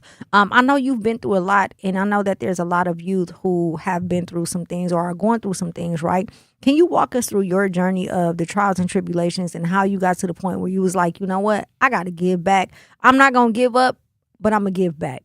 I want to say around April, like one of my close friends, Trey, he up in jail for some stupid stuff. Like, we could do different. Like, that was like breaking straw. And then my other friend Mookie, he got 10 years. So I'm like, damn, my nephew want to be super tough, hang with older people. I'm over here having conversations with him. I'm looking at him in his eyes. I'm crying, telling him like, you don't want to do this, bro. Yeah. I'm tired of my niggas going to do. Yeah, it's okay. I'm tired of my people going to jail. I'm tired of people dying. You don't want to live that life, bro. I started losing friends when I was 12 years old to the system and to the graveyard. You don't really, it look cool, but after a while, you going to miss them. You going to wonder why we got to go through it. Why did we have to go through this route? So let me take a different route. Let me see something. Let me show my nephew and them something different, because I really always been a leader, always been the one that do different stuff. I ain't never been a follower. Yeah. And when people didn't want to go to school, I still went to school. I always been my own person. Like I said, you got to be you. You got to be you. Whatever you want to do it. Like, and it's like, I came up with NGL in 2021 when we lost a lot of people in 2020, which scared me. Like, because I used to be posted on the block on the corner. You seen people die. You would see somebody, like, nobody there to help, but the hood there to help, but they don't make it. Yeah. Long live Mom. That scared me. I moved to Memphis for a year and a half. Was at my mama's house sitting here thinking, like, how could I do this? How could I do that? And I came up with NGL. But I never put forth effort to do it until this year. You know why? Because I got people away from me. You can't be 1 foot in, 1 foot out. So, like I said, that I been came up with NGL. And what do NGL stand for? Next generational leaders. Y'all, everybody be like, what is it? Not gonna lie. No, this was in 2021 before y'all even came up with that saying. With the text acronyms. Like I said, it was my nephew, Tristan, and Mom with a little tall tray with a little Mookie. So I'm like, man, I'm tired of that. Y'all don't be tired of people. You ain't tired of people going to jail or people dying. Right. So it's like, if I got to be the one in my hood to take a stand, to take the different route, I'm going to do it, because I got people that listen to me, like I said, because I've always been a leader. They know Mama ain't coming to put you on no bull stuff, man. I'm going to put you on some game, something that's going to help you in life, navigate through life so we can succeed, because that's the end goal, to be successful. I want something to leave a mark. When I leave, I want people to know what NGL is, what it stands for, and that we was here to help the next generation of leaders so they can keep going. And I love the fact that, you know, we come from 53206, you know, whether it's 24th, 25th of Burleigh, 14th of Burleigh, 1st in Burleigh, 42nd of Burleigh. At the end of the day, mainly where we're from, they consider that to be the poorest zip code and the zip code with the most incarcerated black men throughout the throughout the nation, right?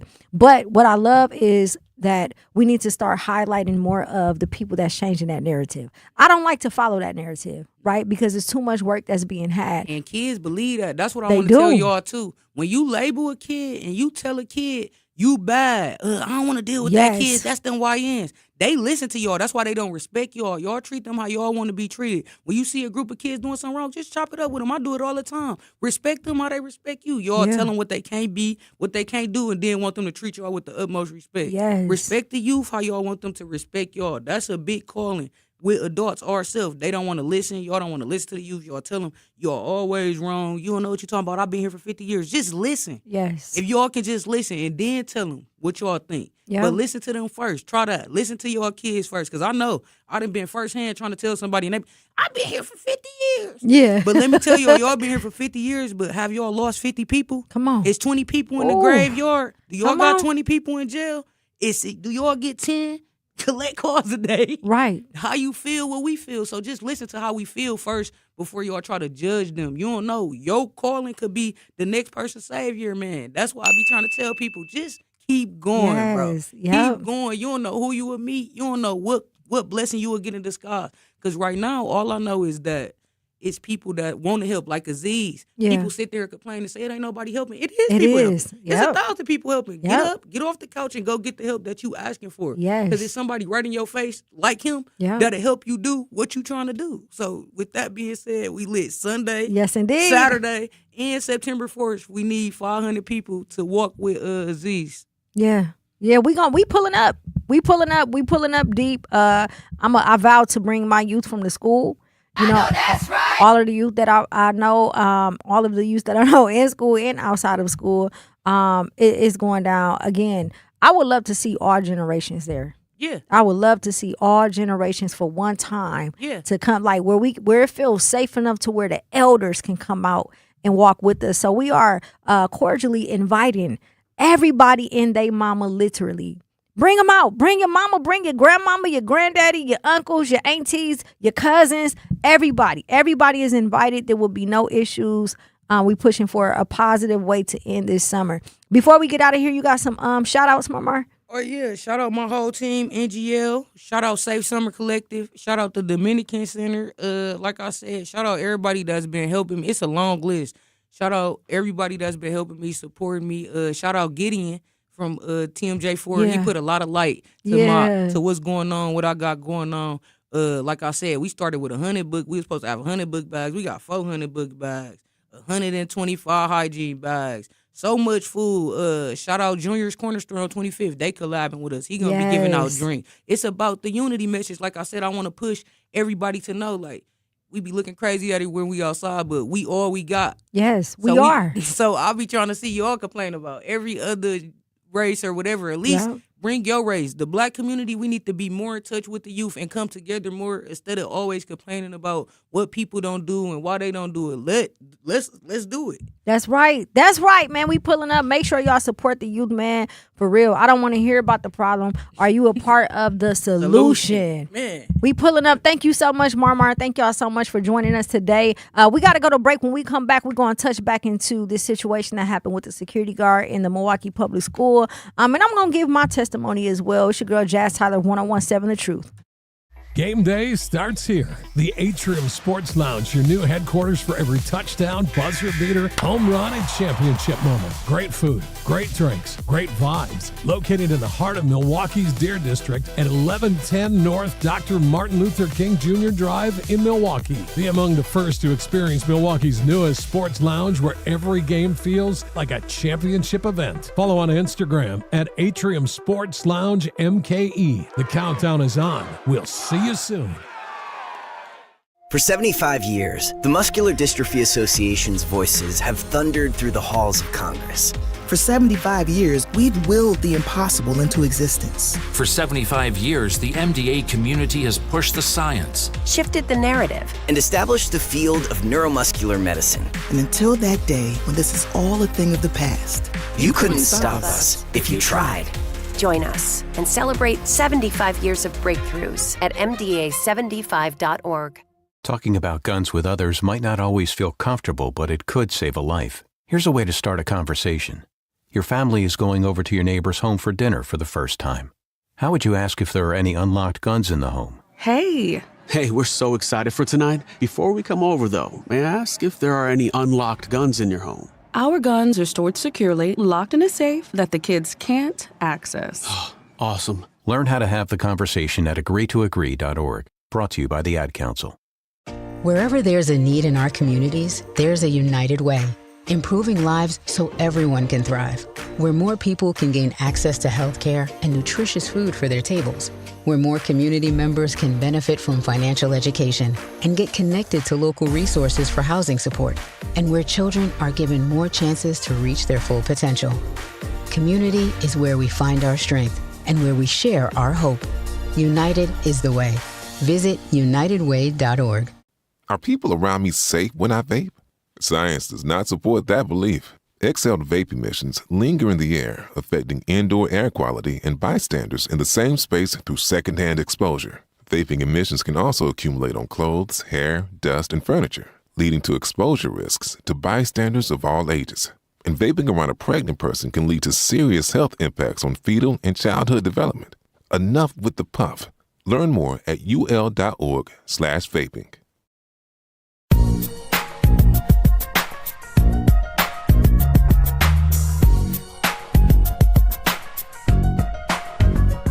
One on 107 The Truth. It's your girl Jazz Tyler. We are live and direct. Shout out to Aziz and Marmar for stopping through with some positive things, man. We've been busting our butts this summer. Also, shout out to Alderman Chambers for his back to school festival happening Sunday, August 30th from 12 p.m. to 4 p.m. at the Indigenous People Park located at 7301 West Cortland Avenue. They're going to have some free book bags with supplies to kids, fun zone, and some hygiene products. Shout out to Mark for real, because not just because he's an elected official, but he really do be pulling up. He pull up to the lock-ins. He pull up to all of the community events when he can, man, and that's admirable. So, again, shout out to Alderman Chambers and what he have going on as well. So, before we had special guests, we were talking about this criminal complaint of this security guard at Lincoln Arts Middle School here in Milwaukee. And I actually got a chance to sit down with Homer Blow during the Grapevine segment to discuss a little bit of this. And he showed me the criminal complaint. And, for starters, it triggered me because I am someone who was sexually abused as a minor at 9 years old. And then by the time I turned 15, I was in the process, or someone was in the process of attempting to groom me as well, an adult male. And this is something that, I don't talk about publicly. I've mentioned things here and there, but with all of the things that's happening with all of the students that I have, I want to share. I want to start talking about these things. The main reason why I love working with the youth, and specifically as an educator, is, especially when it comes to the music industry, is because I want to be the person that protects them from the predators, right? A lot of times, our young ladies, they grow up faster than what they're supposed to, because naturally, I'm the oldest. I'm the oldest of four. There was, when you're the oldest, there's a lot of responsibilities placed on you, that adults should have. And it's not anyone's fault, especially your parents. It's just that, that's life, right? And what happens is subconsciously you begin to, believe that you are grown. So if you are taking care of your younger siblings, you begin to work a job, earn your own money. Now you feel like you can do what you want or whatever because you're helping your parents pay bills, and you just you have grown men, unfortunately, who are constantly going after young ladies, right? So in this criminal complaint, there are some things that I want to point out before I give my testimony to the youth. Whenever there is an adult, first and foremost, contacting you via social media, please make sure that you do not respond and that you go, whether it's social media, text message, in school, wherever it is, or whatever form of communication they use. Please listen to me. All of my babies out there, I don't care if you 5 years old to 17, understand that your parents is there. And if you don't have that type of situation, go to a teacher, go to an educator, find a safe space, meaning a person that you can confide in and let them know what is happening, right? You have to be able to find that one person to tell. I know that is frightening. I know that is terrifying, because I once was you, right? If that has happened to you. I once was that little girl who was scared to tell somebody that somebody penetrated me at 9 years old. I was once that little girl at 15 who was being taken advantage of by an adult male and I was afraid to tell somebody. And it didn't come out until I was 22 years old. I just had a meltdown one day because I couldn't understand certain things. And when I started to go through my healing process and my healing journey, I began to understand why I was afraid to speak up about it. But I want to talk about, outside of this conversation in this criminal complaint, because we've discussed it and we've talked about it with Homer. I want to talk about the word grooming, because there is a lot of grooming that has been happening in this city, that continues to happen, and probably will continue to happen, obviously, because we can't stop it all, but we have to do something about it. Going back to what Aziz stated earlier, the fact that we are in a state where, not meaning literal the state of Wisconsin, but us as a people, we are in a state where there's no place safe for a child anymore. Not the home, not the school, not the community, right? There is no safe institutions. There is nowhere a child can go where they don't feel like the pressures or things like this happening. It's unfortunate, it's sickening, it's triggering, but it's also a reality. And everybody has to play a part in this, whether you want to or not, because it's a real thing. Again, real people, real conversations. We never sit down and have these conversations, primarily because you may have been the parent who knew your brother was touching on your daughter or your son, and you were so embarrassed by it that you did not, you just swept it under the rug. You didn't want to talk about it. You didn't want the family to know. You didn't want anybody to know. And because you were so ashamed, in the same breath, during that process, you were neglecting your child, right? Y'all know what I'm talking about. And it happened a lot with the older generation, the grandmamas and the parents, where when there was somebody in their household being sexually abused, they chose to sweep it under the rug instead of protecting that child and addressing it, right? And the reason why I'm bringing this up is because that's the first accountability. It starts inside of your home. Before you can blame the school, before you can blame community, before you can blame these crazy guys out here who be preying on young ladies and young men, it starts at home. So if you have, or you've seen or been in a situation like that, I ask that you break that generational curse, right? There's nothing more devastating than to grow up in a household where you are being sexually abused by an uncle, a cousin, or your parent boyfriends, or girlfriend, because it's not one-sided, right? And that adult dismisses it or even accuse you of lying simply because of whatever reason they have. And then that child grows up to be, however that child grows up to be. But grooming is real. And I am really tired of seeing all of these articles come out at least 2 to 3 times a year about a staff member inside of the school system who are, obviously they vet them out because you have to go through a background check. But to Earl's point earlier, the caller who called in earlier, you won't always know. Everybody that's a predator don't necessarily have a record, right? So how are you able to even identify this? And I say this because I feel like as educators, as adults, as parents, when you are working inside of the school system, there is something called red flags, right? We all know what a red flag is. And whether it's someone behaving too friendly with the youth, they have this thing now in which I understand where the school system says they don't like you to hug students, right? Which is why I like working at the black schools, because there is a way to properly show affection to your student without it being inappropriate. And truth be told, a lot of these youth need it. A lot of them need it because they're not getting it from anywhere. So I'm not talking about a red flag in that sense, right? Obviously, you shouldn't really see grown men hugging, little girls and stuff like that. But when I'm reading this complaint, I can't help but to think, because he was not only grooming, but he was recruiting. He was telling a young man that he initially started this conversation with to go and get the other students. Hey, hit so-and-so up and tell them to call me.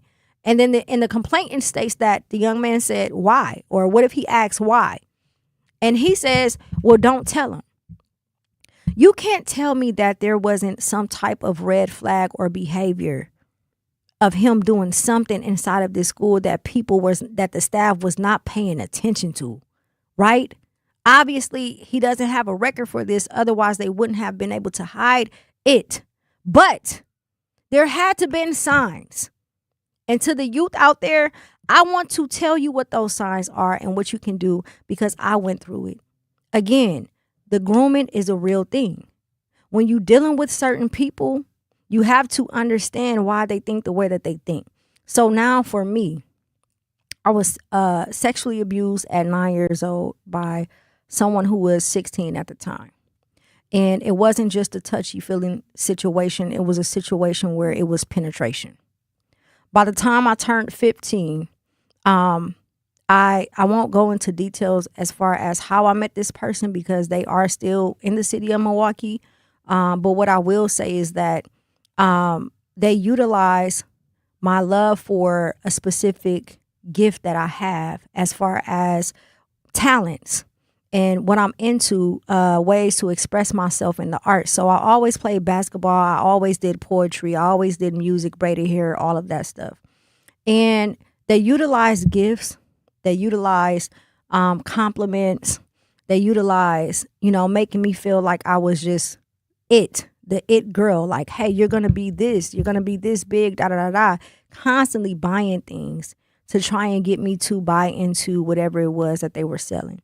And because I had never had this conversation, I did not understand that they were grooming me, right? They were grooming me to be whatever it is that they wanted me to be, or they were trying to groom me. But by the grace of God, eventually I caught on, and I didn't know that that's what they were doing, but I just knew something wasn't right.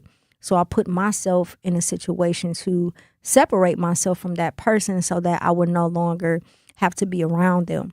And I know there's this thing about people I see on social media make jokes about girls in high school that dated older guys that would pick them up from school. Well, that was me. I didn't date older guys. But again, this particular person was around me from the age of 15 until I was about 18. So roughly about 3 years, this person was around me. This person was picking me up from school. This person was buying me gifts. This person was investing in what it was that I wanted to do. And how they got me was by saying, hey, I know that you like to do this, and I do this too. We should do it together. And my 15-year-old self said, you got to talk to my mama. You know what I'm saying? That was the first thing I said out the gate. And to my youth and my students that's listening, that should always be the case, right? That should always be the case. If there's any adult who wants to invest or do whatever, they need to be talking to your parents, especially if it's not from school or anything like that. Even if it is in school, right? When I talk to my youth, I always make sure that I have a rapport with the parents. I have the contact information. I have that initial conversation. I'm going to update them on whatever it is. Hey, Miss Jazz, I want to come up to the station, or Miss Jazz, I want to do this. Okay, can you pick me up? Yep, tell your mama or your daddy to text me or tell them to call me, right? There is never a situation where you should be assisting the youth or mentoring the youth and you're not talking to their parent or their guardian, okay? So being around this person and, he found the common ground. Hey, I do this, you do this. I want to help you do it, right? And when you're an adult, talking to a child that lives in an environment that is dangerous, I'm not talking about the household, but the area, the neighborhood, right? When they come from poverty, they don't have a lot, right? They getting in how they live. I was 15 years old helping my mom raise my younger siblings. I was working at the Midwest Express Center, and then I started working at Foot Locker. I was also braiding hair at the barbershop and going to school at the same time because we didn't have much. Like, we wasn't poor. We had food, we had clothes, we had a house. But my mom was a single mother of 4 children. We didn't have much, so I had to take care of myself. I started taking care of myself financially at the age of 12. I started braiding hair just to make money to get school clothes. Otherwise, I wouldn't have had clothes for school because she had to make sure my younger siblings were taken care of, right? So at this age, I'm in survivor mode, This is early 2000s, right at the beginning of the 2000s when the music industry was still an industry that you would want to be a part of. And everybody's dream that's into music and things like that is, hey, I gotta make it. I gotta take my mama out the hood. And when you have that mind frame, again, that's surviving, and you have to be careful because there are people who will prey on you, right? They see your weakness and they will prey on you. We're going to finish this conversation when we come back from break. It's your girl, Jazz Tyler. Do not touch that dial. 1017 The Truth. Educators Credit Union is more than a place to manage your money. They're where your financial possibilities take shape. They're more than transactions. They're conversations about your financial goals. More than numbers, they're community advocates who support free, local events that are accessible to all. They foster community because we are stronger together. Educators Credit Union is people helping people. Become a member at ECU.com. Insured by NCUA. Membership eligibility required. Hi, this is Sherwin Hughes from 1017 The Truth, and I want to talk to you about something bigger than just buying a house. I'm talking about building a legacy. Owning a home isn't just about four walls and a roof. It's about giving your kids a place where memories are made, where birthdays are celebrated, and where they always belong. It's about planting roots, knowing your neighbors, waving from the porch, and being a part of a community that feels like family. If you've been renting and wondering if home ownership is even possible, Axe Housing is here to work with you. An Axe Housing coach will help you create a plan, a budget, and move step by step toward owning a place you can truly call your own. They've already helped over 4,000 families become homeowners, and many are paying less than they were paying for rent. Don't let where you are today stop your families tomorrow. Start your journey at axehousing.org. That is ACTS housing.org. Your legacy begins at home. My mom has decided to learn to paint, and she's good. My dad's now into creative cuisine, and I've already put on 6 pounds. Learning new things comes with age. My mom, she started forgetting my name and what we're talking about. Forgetting well-known things doesn't. Memory loss may be a sign of Alzheimer's disease. Early detection gives you and your loved one time to plan for the future. Learn the warning signs of Alzheimer's at 10signs.org. Brought to you by the Alzheimer's Association and the Ad Council. The possibility of lung cancer can be pretty scary, especially if you're one of approximately 8 million current or former smokers at high risk. That's why SaveByTheScan.org wants you to know that now there's a breakthrough low-dose CT scan that can detect lung cancer early, and it only takes 60 seconds. You stop smoking, now start screening. For an easy quiz to see if you're eligible, visit SaveByTheScan.org. It could save your life. SaveByTheScan.org is brought to you by the American Lung Association's Lung Force Initiative and the Ad Council.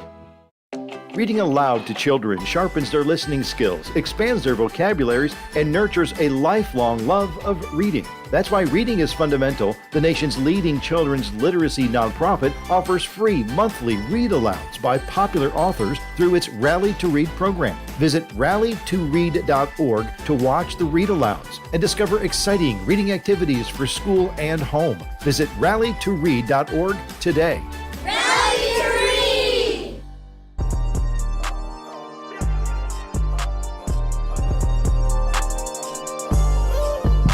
1017 The Truth. It's your girl Jazz Tyler. We are live and direct, and we are talking about how to keep the youth safe, man. We are talking about grooming. We are talking about this complaint, this criminal complaint of the security guard who was working at a local middle school here in the city of Milwaukee. And before we went to break, I was just explaining my situation and what I went through at 15 years old and how I experienced an adult male attempting to groom me for a course of a little over 2.5 years.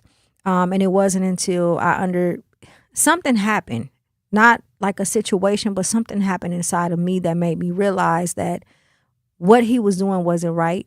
Although I knew it wasn't right from the beginning, but the reality is, and the reason why I'm explaining this is because when you are a child, you don't know how to explain it. And you don't understand it until you are an adult. But the reason why I didn't understand initially what was going on was because I didn't have these conversations, right? Especially when you're growing up in a time, and I'm not blaming it on this, but I'm going to keep it all the way funky. Again, this is my point of view. This is the beginning of the 2000s. This is when you have Paid in Full is out, Coldest Winter Ever. That book, if you guys used to read books, there were so many different narratives in the early 2000s of young women dating older men. And obviously this had been going on for quite some time, right? But it was normal. The books we were reading, the TV shows and movies we were watching, it was happening. So in my mind, I didn't really see that, something was wrong. I knew something was wrong, but it didn't really click to me. And from 15 to 17, most definitely when you are 17, you age a little more. You go through things. And that's when it was just like, listen, I got to figure out a way to break away from this, because this is not right. Like, I don't even know who I'm going to tell. I don't have nobody that I felt comfortable enough to tell, right? And it's not to say that my father was incarcerated. My brothers were incarcerated. So there was no men in my life at the time. My stepfather had moved out of state. So it was just my mom.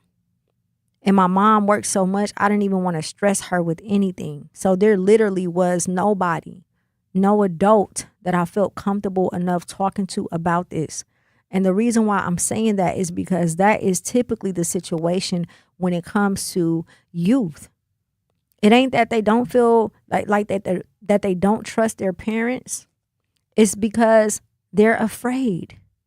They don't know how to say it. You become afraid that you're going to get in trouble, or that you're the issue. And when I'm reading this complaint again, it was triggering to me because some of the language he was using, right? So I won't reiterate a lot of it, because I know a lot of our listeners probably heard it earlier when Homer was on air. But for those who were not on air, I just want to briefly go through some of these things so that you can understand where I'm coming from, but also begin to have these conversations with your child and to the youth who is listening, so that you will know when adults do inappropriate things, it may not show up in a way that you expect it to where it's out in the open. It may show up in other types of ways. So the defendant last name is Party. Initially what he did was reacted to an image, which was a picture that was on the young man's page, on his social media page. And it was him in his basketball uniform. And he put a fire emoji. And then he proceeded to call him. This was 6 o'clock in the morning. He called him exactly through Instagram at 6:12 a.m. I guess the young man didn't answer. And he goes on to say, proud of you. And then the young man says, thank you, right? Then he flatters him by calling him the GOAT. He says, you the GOAT. And he tells him to tell another child, said, hit me up. The young man says, okay. He responds back and say, hey, you the big guy. And put a heart emoji, right? I'm sorry. The young man puts a heart emoji, and then the defendant responds with refire emojis. Then he says, LOL, lame. And the reason why I say it that way is because if you know men or young men, that's how they talk. Lame, you lame. So he proceeds to call the young man lame. And the young man says, what I do, LOL. Now, mind you, if you're a child and he's responding or reacting to a basketball photo, in your mind, you're going to, we're not even just a child, anybody, you're going to automatically think that he's talking about something with basketball or something that you did that was funny or whatever the case may be. And then he proceeds to say, you a lame. Again, he says, because of, and he mentions another child's name, and he says, y'all both lame. But you really not lame because you the big guy. And then he put a fire emoji. And the young man says, what do you mean? And he says, nothing, lame. And the young man says, nah, that's you, LOL. And the defendant says, that's because you don't get it. So he's talking in code, right? He's talking to this young man in code. The young man says, well, you ain't saying nothing. That's what any person with the logical response would say, right? Any person who thinks logically, they would say that. Then the defendant responds with a laughing emoji and asks him, what do you mean? And he just says, you not saying nothing. And he says it again, you not saying nothing. So basically the young man stops communication.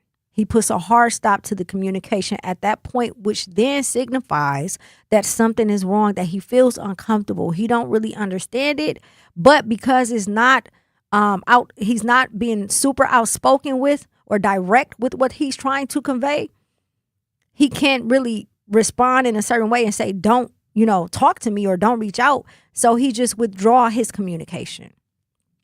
Then the defendant goes to call the young man at 6:23. And then he calls him again at 6:24. And he gets no response. And the defendant says, hey, little bro. And then the young man says, "Matt, I'm playing 2K. I can't talk right now." So he puts a laughing emoji, the defendant does, and he say, "What high school you at?" And he says, "Riverside." He said, "Okay, bet." And then the young man says, you saying a lot, but you not saying enough." So the defendant puts, laughing my ass off. "What am I supposed to say? Let me know. What should I say?" And he calls the young man by his first name. And then he says, "You playing?" He asks him if he was playing 2K. And the young man proceeds to say, "Why you calling me king?" And then he mentions his first name. "You scared to keep it real?"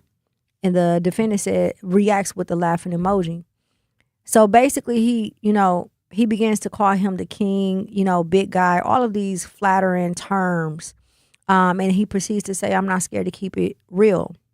Then someone in the chat turned on disappearing messages. The new messages and reactions typically disappears 24 hours after everyone has viewed them. And he goes on to continue to call him the big guy, the king, all of this stuff. Now, this is where it turns. This is where it gets very, very, in my opinion, scary. He calls him at 6:41, the defendant. He calls him, he doesn't answer. He calls him again, 6:41, doesn't answer. Waits 2 minutes, calls him again at 6:43, doesn't answer. Calls him again at 6:43 via this social media app. He doesn't answer. Then he proceeds to say, "Never mind," right? So the defendant says, "I'm not scared. I can get active." Calls again at 6:47. No response from the young man. Calls again at 6:47. Then he texts and says, "Hey, Lane." Then he says Bick and calls him by his first man. Then he calls him again at 6:49. Then he texts and says, "You scared." Then he calls him again at 6:51. Then he turns off the disappearing messages. Now he proceeds to say, "Yo, Mr. 2K, why you acting funny?" 6:56 calls, 6:57 calls, 6:59 calls. So he's from the course of 6:41 all the way up into 7:43 a.m. That's almost an hour. He proceeds to call and text him. And when you hear some of the things that he says to him amongst other students, you're going to understand why we need to have this conversation with our youth about what inappropriate or what the red flags are when an adult begins to have an inappropriate conversation with them. We got to go to break. It's your girl, Jazz Tyler. Do not touch that dial. 1017 The Truth. We Energies is asking the Public Service Commission of Wisconsin for permission to raise electric and natural gas rates again in 2027 and 2028. For families already struggling with high energy bills, these increases are more than just numbers. They can mean choosing between keeping the lights on, groceries, rent, or filling a prescription. It's up to all of us to make sure everyday families are not left paying the bill for infrastructure that primarily benefits large corporate energy users, which includes an increasing demand for massive data centers. So please join us September 1st as we fight for our lights. The rally starts 11:30 a.m. at the corner of 301 West Michigan Street at Zeidler Union Square Park. For more information, please go to www.walnutway.org. There's a little time left in the summer, and there's still so much to get involved in as we end the summer safe. Milwaukee youth ages 12 to 18 can tap into free safe summer sites, activities, food, music, sports, creative experiences, and free youth events happening all across the city. There's something to do, somewhere to go, and something new happening every week. Visit tapinmke.com. That's tapinmke.com. Milwaukee, let's end the summer safe and start the school year right. Not completing high school is more of a social thing than it was an academic thing. Even though all these years have passed, I still had that longing to have my diploma. At age 30, Carissa finished her high school diploma. If you're even considering getting your high school diploma, you can do it. No one gets a diploma alone. If you're thinking of finishing your high school diploma, you have help. Find free adult education classes near you at finishyourdiploma.org. That's finishyourdiploma.org. Brought to you by the Dollar General Literacy Foundation and the Ad Council. Hear that? That's the sound of your life. Perfectly imperfect. Beating in rhythm to the world you've created. But every time you drive after drinking, the music gets drowned out. Your life sounds pretty great. Don't let a buzz ruin it. Buzz driving is drunk driving. Don't drive buzzed. A message from NHTSA and the Ad Council. Milwaukee Black Talk lives here on 1017 FM and 1510 AM. W269DL Milwaukee and WGKB Waukesha, live from American Family Assurance Studios.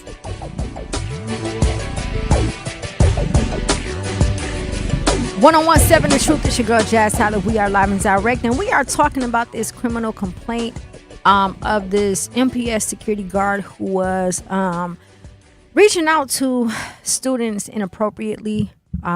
The bigger picture is just grooming in general, because he was charged with 4 counts.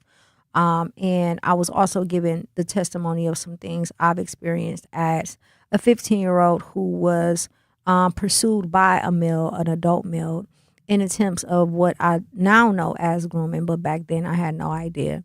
And the criminal complaint, I stated that before we went to break, between the time frame of 6:41 a.m. To 7:43 a.m., he began to consistently reach out to this student.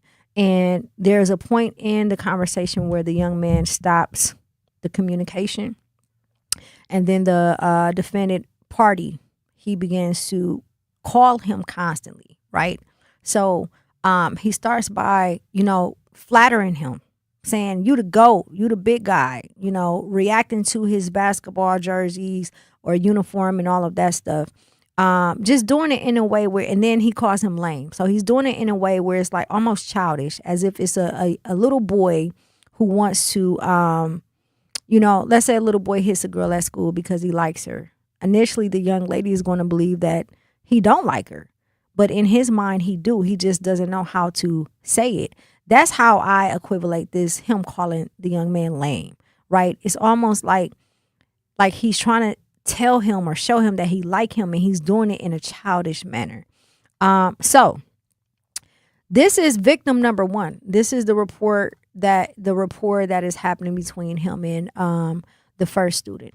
Now, victim number 2, it says on August 18th, 2026, an MPS employee, Ms. Coleman, called police wanting to report the defendant was having inappropriate conversations with 2 teenage boys. Because Det Caldwell was familiar with the defendant in this conduct, he responded to MPS administration to meet with the caller. Ms. Coleman informed Detective Caldwell that she had recently met with the young man and his father. And Ms. Coleman stated that she was researching the defendant's Instagram and identified a child with the initials I won't say, but basically she identified that he was in communication with another child. And Ms. Coleman called that child's mother and met with that child earlier that day. And that child provided an Instagram chat with the defendant on his Instagram, the defendant's Instagram, which is tone_party. And, there was some messages that was discussed with him. Now, if you recall earlier when he was talking to the other young man, he was telling him to tell another student to contact him. And when he asked him about it, he said, well, what if he asks why? And he said, don't tell him. So this is not only grooming, he's recruiting. He's attempting to recruit. And these are young men, by the way. These are not young ladies that he was recruiting. He was attempting to recruit and groom young men. So with the other child, he posted a picture on Instagram that says, "I'm almost 6 foot." And Party replies to his post by saying, "I'm almost 6 foot." He said, "Yeah, you a big guy. Yeah, you 6 foot. You got a big one. Mr. 6 feet, you tall, big guy." And then he proceeds to say, "Put it in my face, big guy." And the young man says, "We just came back from Ohio." So, yeah. He goes on to use childlike terminology by calling him his twin. Now, this conversation with the second young man, it doesn't state the time, but on this second thread, He reached out to him May 27th of 2026 at 2:27 a.m. and say, yo, twin.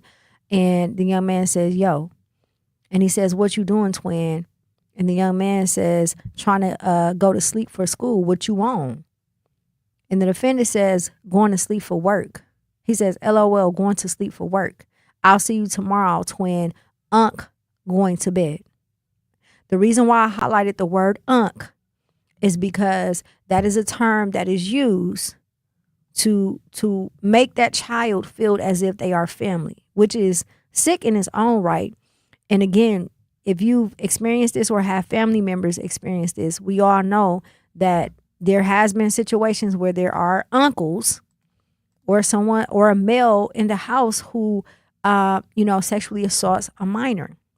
So the fact that he used the word unk was a way for him to try and make this child feel comfortable, right? By talking to him at 2:27 in the morning, calling himself unk and twin. And the young man responded and said, I love big bro. And he said, the defendant says, I don't know how to work this Instagram stuff. Love baby bro. And then he replies to a post that the young man made that said, side trying to go to sleep for school, what you want. I'm sorry, to the remark that the young man said, and he said, you better be asleep. So he's still engaging after the young man states that he's about to go to bed. And he says, love big bro, trying to dismiss the conversation. And he keeps responding, and he responded by saying, you better be asleep. And this is afterwards. So egging it on, ain't he? Egging it on. So at 5:28, which is the 2 days later at 1 o'clock in the morning, he reaches back out to this same young man, the second victim, and says, yo, little guy. And he didn't respond. So he calls at 1:19 a.m. He don't respond. 2:30 a.m. He calls him at 2:36, 2:42, 2:45, 2:47, 2:50, 2:51, 2:53, 2:54, 2:57, 3:03, 3:06, 3:12, 3:13, 3:15, 3:18 in the morning, back to back. He is blowing his Instagram up. The defendant is blowing this young man's Instagram up. No response from that young man, right? So months go by. Now they're out of school. This is July. He says, yo, twin, 9 o'clock at night, 9:09 to be exact, no response. 9:21 calls, no response. 9:23 calls, no response. The next day at 2 o'clock in the morning, does the same thing. Then the young man finally responds and said, how you been, Mr. Party? He said, I've been chilling. How you been? He said, I've been cool, focused on my basketball. He said, I moved so long, so I moved, so I don't know if I'm going to go to that school next year. And he says, what? You not coming back? And the young man says, I might. It depends on if the bus come get me. And he says, oh my gosh, I can't lose my favorite student. So the young man proceeds to say, man, I do want to stay, but it's a relatively common conversation, nothing, out of the ordinary as far as the context, right? The intention is one thing, but the context back and forth so far is just, in this section, is just regular, right? So then he uses the same term he used with the other gentleman and calls him a big guy. And he goes on to say, yeah, especially because you got big guy. You can dunk now. And he said, I want, and mentions the other child name. Big guy, the other child name. The young man is ignoring this and sticking to, I'm probably going to stay most likely, but I don't know. He says, okay, bet, I got to see you. This is what the defendant is saying. So he's term of endearment, you a monster, big guy, all of these things, right? Talk about basketball. Again, this is 2 o'clock in the morning. Not abnormal for a teenage boy or a preteen boy to be up because they be up playing all night, but it is abnormal for an adult to be reaching out via social media, talking about basketball at 2 o'clock in the morning to a youth. And he then proceeds to the defendant give him his number, and then he starts to call him again. 248, 304, 306, 306, 310, all the way to 315. And when the young man stops responding, the defendant's response is, wow. Then you have victim number 3, and I won't read this entire thing, but victim number 3 was the one who began to take the screenshots and sent the screenshots to someone that used to attend that school. So the complaint says that on August 24th, 2026, Detective Caldwell interviewed this student, and this student stated that he is 14 years old and will be starting 9th grade at a local high school. He stated that he started at the Lincoln Center of the Arts in 7th grade and completed 8th grade there. He participated in track and football, where the defendant was his coach and also a security guard. And this student stated that on August 10th, he stated that the first time the defendant contacted him on Instagram, the day he graduated 8th grade, this was on June 12th of 2026. He stated that the defendant made comments to him about being a track star and then repeatedly called him, which went unanswered. Now, fast forward to August 10th, 2026, the defendant sent messages that appeared to be requests for sexual acts. On one occasion, the defendant called him and it was late. The call woke him up and he answered. The defendant tried to just talk to him, but because it was late and he was tired, he hung up on him. Then he proceeded, the defendant, to call back the next day, which again, it went unanswered. So the young man stated that same day that he made a screen recording and sent it to another student, which is a young lady that used to attend this school, referencing the above mention about what he had told the detective. And it said, this is actually scary. This is what the young man's message to the young lady said. And he was worried about other adults at his new school and doing this to him. So we identify that he's now traumatized. Even though nothing has physically happened, he's scared. A 14-year-old boy is worried if another male adult at his high school is going to conduct this same type of behavior. He showed the detective the screen recordings, and they started on June 25th, 2026. Again, this is the second victim. And there are messages from the defendant saying that the young man is the chillest and replying to his Instagram photos. And on June 28th, the defendant attempts an audio call and says, heard about you. The defendant then attempts 11 calls that all went unanswered. So on July 17th, the defendant replied to a photo. So he's constantly engaging, constantly trying to get this young man to respond. And on August 9th, the defendant had a conversation that was shown to the young lady, meaning that this young man he was reaching out to sent these messages to the young lady. And I got to warn y'all, it's disturbing. I'm not going to say the exact names, but what he said to him was, I heard you got a big part. And he put fire emojis, and then he called, and then he said, never mind, I'm cool. Still no, the young man is not responding. Then he calls him a lame, and then he said, you lame, and he put laughing emojis, and he called him again, and he keep calling him scary cat and lame. And then he says, so no response. And the young man says, you got some money? And he says, well, I get paid Friday. What you need money for, little guy? How much money you need? And then he called and he said, I need some for back to school. You got me? And he said, yeah. What you got in return? I'll buy whatever, but you got to give me a favor. This is what the defendant is saying to the young man. And we're going to finish this conversation when we come back from break. It's your girl, Jazz Tyler, 1017 The Truth. At UW Credit Union, our home loans have everything you need for your next big step, including up to $750 off closing costs for all home buyers. And first-time buyers can save even more. So if you're ready to trade roomies for more room, or your townhome for an out-of-town home, UW Credit Union will be with you from start to furnished. UW Credit Union. Apply online today. Equal housing lender. Credit may be limited as required by program. Visit uwcu.org for details. Doctors Without Borders is delivering life-saving medical care where it's needed most in communities around the world. From bandaging war-wounded patients in Sudan to providing clean drinking water in Haiti, we're in more than 70 countries worldwide, bringing patients from sick to recovering, from emergency to aid, from crisis to care. This life-saving care is made possible by a global movement of supporters like you. Thank you. In sitcoms, when someone has a problem, they just blurt it out and move on. Well, I lost my job and my parakeet is missing. How was your day?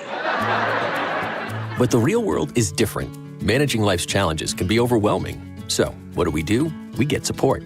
The Huntsman Mental Health Institute and the Ad Council have mental health resources available for you at loveyourmindtoday.org. That's loveyourmindtoday.org. See how much further you can go when you take care of your mental health. For 250 years, our armed forces have bravely served America. Wounded Warrior Project honors that legacy by supporting post-9/11 service members and veterans like Anthony, a Marine who was injured by a roadside bomb in Afghanistan. They carried me through my injuries, not just my physical, but my mental. And seeing other vets doing the same thing helped me tell myself, hey, you can do this. Join us in honoring warriors at woundedwarriorproject.org/America. In the United States, a vehicle is stolen every 31 seconds, about as long as this message. Luckily, you can take a few easy steps to protect your car in the same amount of time. Remove your valuables, roll up your windows, don't leave your car running unattended, lock your doors, and take your keys or fob. If you have information about a crime, call the police. If you suspect insurance fraud, also call 800-TEL-NICB. A public service message from the National Insurance Crime Bureau. I always had to be so good, no one could ignore me. Carve my path with data and drive. But some people only see who I am on paper. The paper ceiling, the limitations from degree screens to stereotypes that are holding back over 70 million stars. Workers skilled through alternative routes, rather than a bachelor's degree. It's time for skills to speak for themselves. Find resources for breaking through barriers at tearthepaperceiling.org. Brought to you by Opportunity at Work and the Ad Council.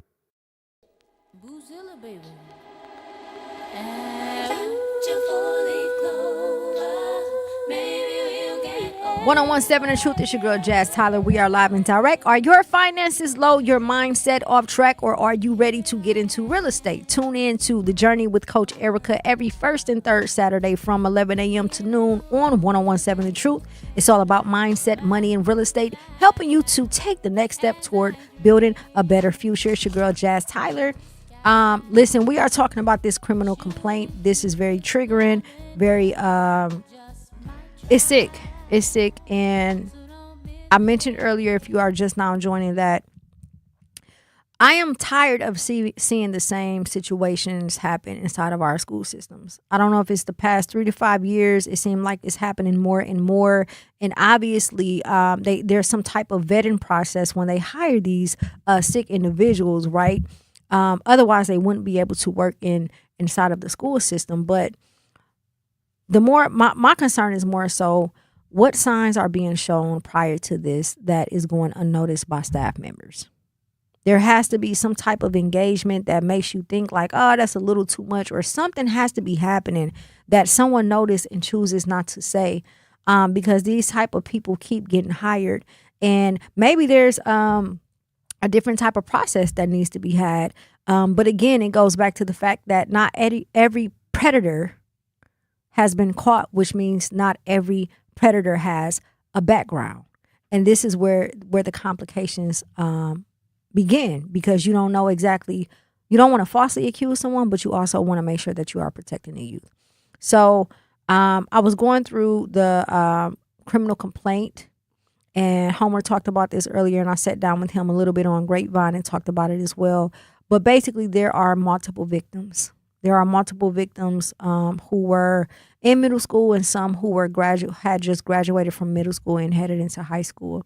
And this second victim, he began to, again, ask him. So this is where he actually acts.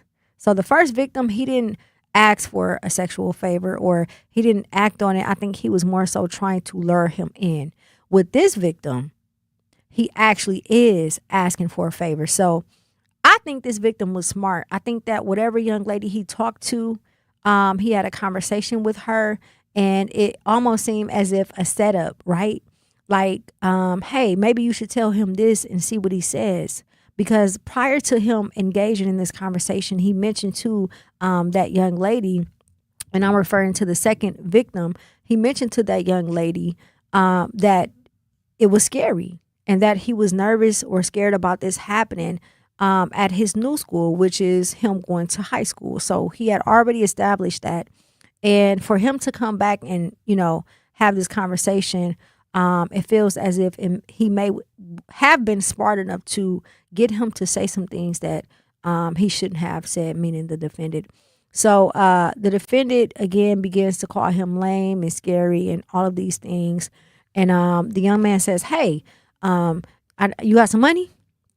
And he says, yeah, I do. Basically, I need a favor, though. And the young man says, what's the favor? And the defendant begins to say, well, I'm scared to ask. And the young man says again, what is the favor? And he says, the defendant says, my favor is your favor. And the young man says, what? With a question mark. He goes back to the big guy, lame, you scary. And the young man says, I need the Black Cats 9.5 on stock X. And he says, I'll buy that for you. But what you gonna give me? This is what the defendant's saying. And he like, shoot, I don't know, $20. I ain't got no job. Why you think I'm asking you? And the defendant says, why you think I'm asking you? Scary cat, right? And he said, I'm lit and ready. And the young man says, you lit and ready?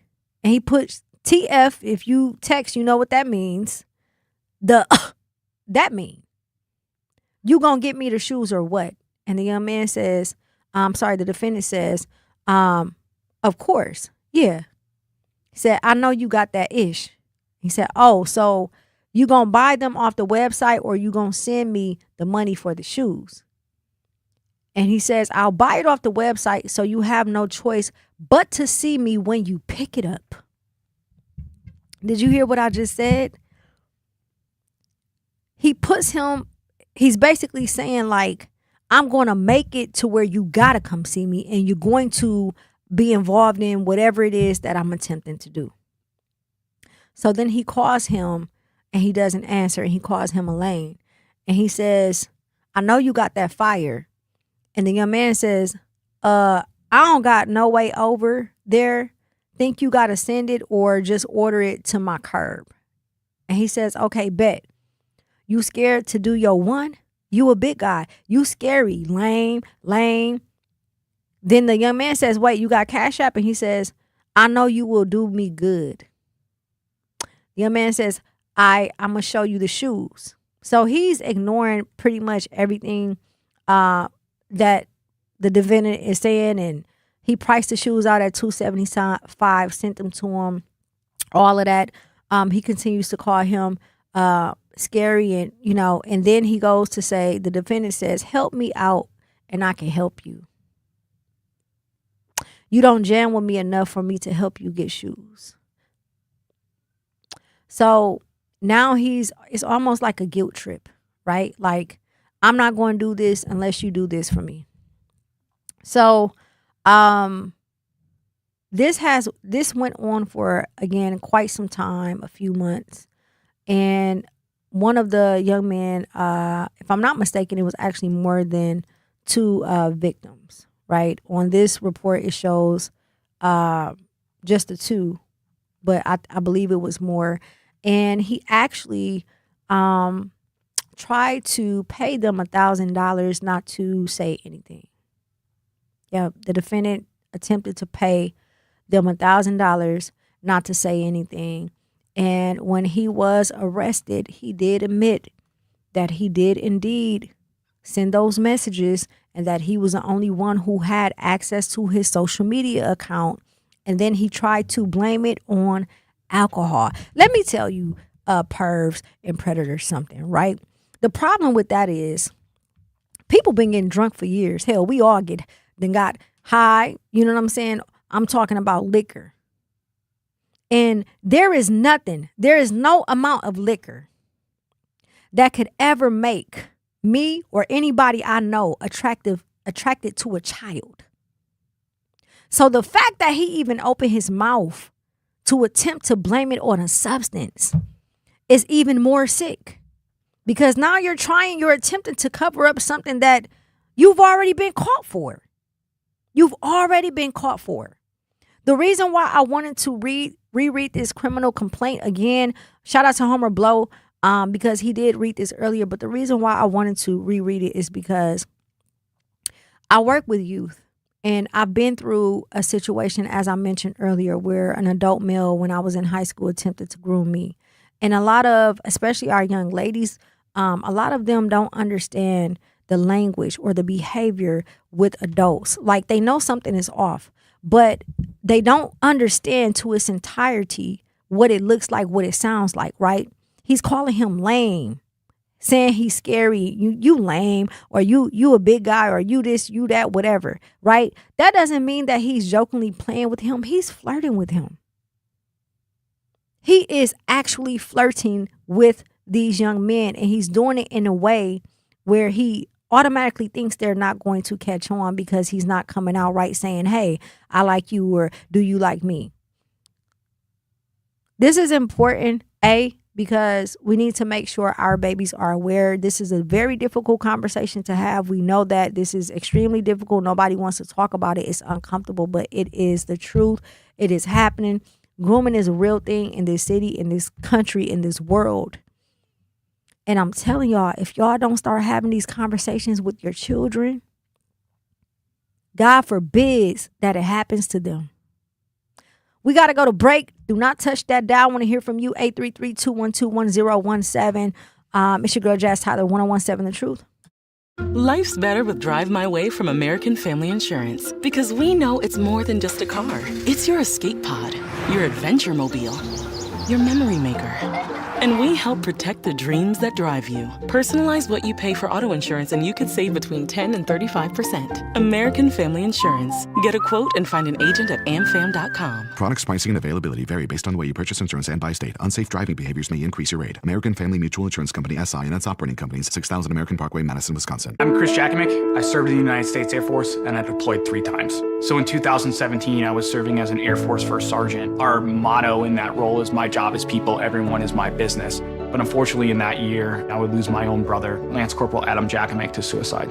The majority of veteran suicides are from guns. I store my weapons securely, not only for myself, but for my family. Store all your guns securely. Help stop suicide. My service never stops. Brought to you by End Family Fire and the Ad Council. And here's Heather with the weather. Well, it's beautiful out there, sunny and 75, almost a little chilly in the shade. Now, let's get a read on the inside of your car. It is hot. You've only been parked a short time and it's already 99 degrees in there.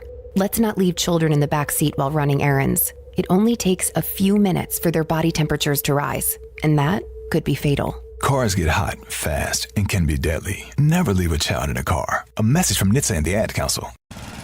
Babes, what are you doing? What? I'm just mowing the lawn. No, it's blazing hot and dry out here. Don't you remember? Smokey Bear says, avoid using power equipment when it's windy or dry. Where'd you learn this? Oh, it's on SmokeyBear.com, with many other wildfire prevention tips. Right. Thanks, honey bear. 'Cause remember, only you can prevent wildfires. Brought to you by the USDA Forest Service, your state forester, and the Ad Council. When a warrior faces adversity, he fights through it. He finds a way. Freedom isn't free. Rolling strong. Belief. Believe you can, and you will. Wheelchairs for Warriors provides mobility solutions to veterans and first responders injured in the line of duty. Join the mission and visit wheelchairsforwarriors.org. Here's the deal. We gotta set ourselves up. See, retirement is the long game. We gotta make moves and make them early. Set up goals. Don't worry about a setback. Just save up and stack up to reach them. Let's put ourselves in the right position. Pre-game to greater things. Start building your retirement plan at thisispretirement.org. Brought to you by AARP and the Ad Council.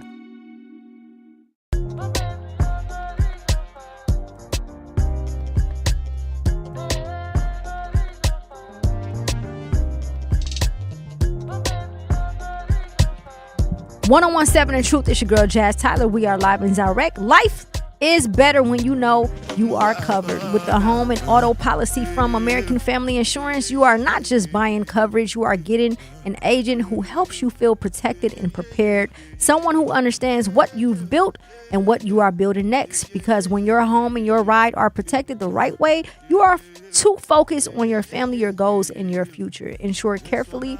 Dream fearlessly with American Family Insurance. Get a quote or find an agent at amfam.com. American Family Mutual Insurance Company, SI, and its operating company, 6000 American Parkway, Madison, Wisconsin. If you are just now joining us, we are talking about this criminal case of this sick, perverted individual. I hope they tear his ass up in jail. I'm not going to lie to you. Shout out to the chat. Madi says, older generation was a part of raising these predators. I stopped talking to my daughter's mom because her niece was abused and they did nothing because the church got money. Bums. He also said, grandma's been protecting black predators for decades. Listen, you know what? That's a harsh truth. I'm not going front. That is a reality. That is a reality. And that's what I was talking about earlier. The fact that we come from a generation where older people were so ashamed of the information getting out, not only to the public, but to the family, right? About Uncle Joe touching on the minor, right? Or about the cousin or the brother or whoever. And then they sweep it under the rug and don't say anything. And these are the very people who grow up, and some believe that this is normal and some don't. But at the end of the day, we have to hold ourselves accountable. We have to have these conversations with our babies. There is no reason why a child should have to go to school and be left outside for 3 hours, because we talked about that earlier as well. B, should have to deal with any adult attempting to lure them in for their own sick desires. So if you have issues, if there's issues in the household, there's issues in the school, right? I can only imagine some of them deal with issues at work. Where is the outlet? Where is it safe for any of these children to go? When you read this criminal complaint, this young man, the victim number 2, stated that he was scared. Not only was he scared, but he was afraid that it might happen. He didn't want it to happen at his new school because he had graduated 8th grade. It was headed into his 9th grade year in high school. To think that you're not nervous at 14 about meeting new friends, you're not nervous about the first day of high school, but you're nervous because you don't know if a staff member is going to do the same exact thing that another staff member just did. What type of environments are we creating for our babies? And I get it. I promise. We go through the HR process, the hiring process. You do background checks. But what is the background check for a predator who has not been caught? What is the background check for a predator that has yet to be caught? Something has to happen. I don't know if we need to do some type of psychological testing or something, but something has to happen in the HR department when it comes to hiring staff inside of these schools. A security guard on top of that, right? You are meant to, as Aziz said, uphold this position. You're there to protect them. We all know in school that we don't view the security guards as actual security guards. Everybody knows that, but we do understand that they are a security guard. Your job is to secure, to keep the children, to keep the youth safe. This is insane. Like, what are the red flags?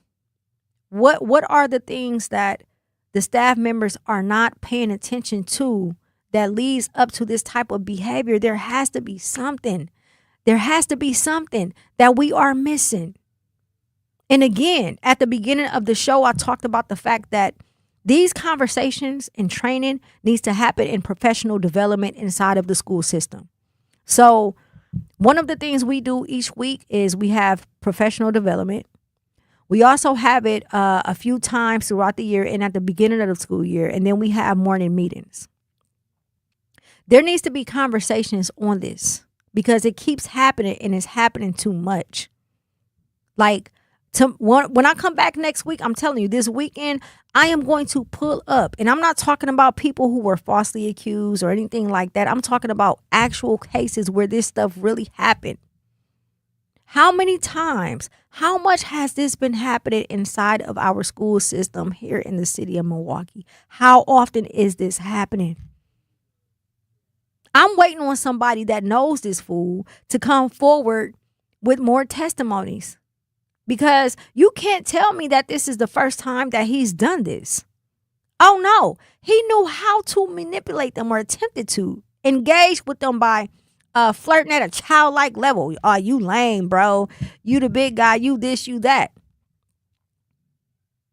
He knew exactly, he was conscious about this. He knew exactly what he was doing.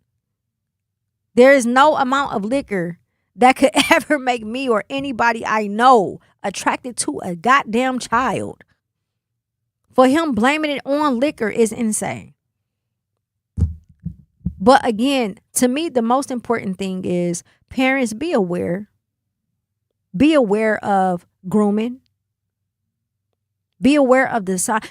Teach your children about it. We are no longer in the days. I'm not saying that this didn't happen back then, but we are no longer in the days where it is just adult men trying to groom young ladies. Obviously, you need to talk to your sons and your daughters about what those signs are, especially at this age.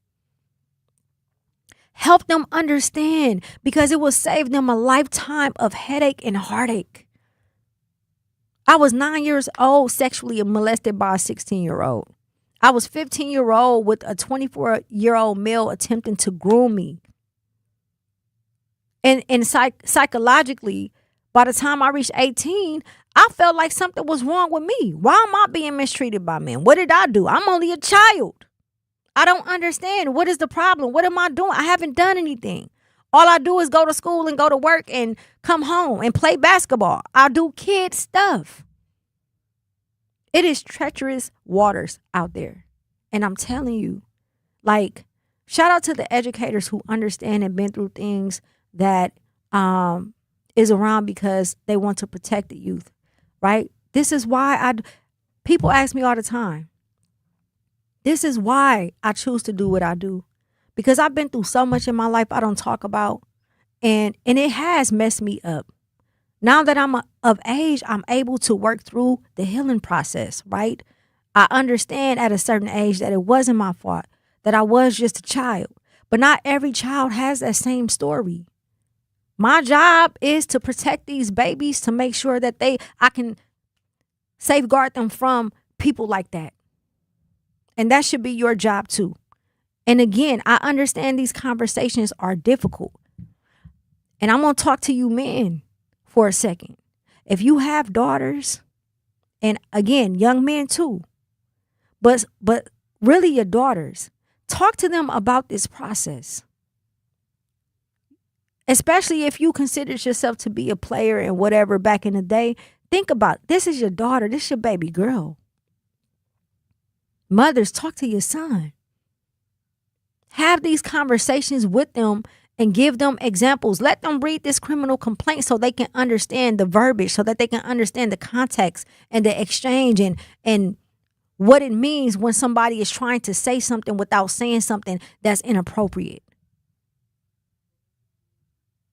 We have to begin to teach our children how to safeguard themselves when we are not around. Because we all know we've been teenagers, right? Once we leave home and we get with our parents, and it be little stuff. It don't be we don't have any ill intentions, but a lot of the young ladies, they know that they can't wear lashes around their mama Or they can't put on lip liner and makeup around their mama, so they do it when they leave home and they go to school. They're doing it because they're young ladies. That's what young ladies like to do.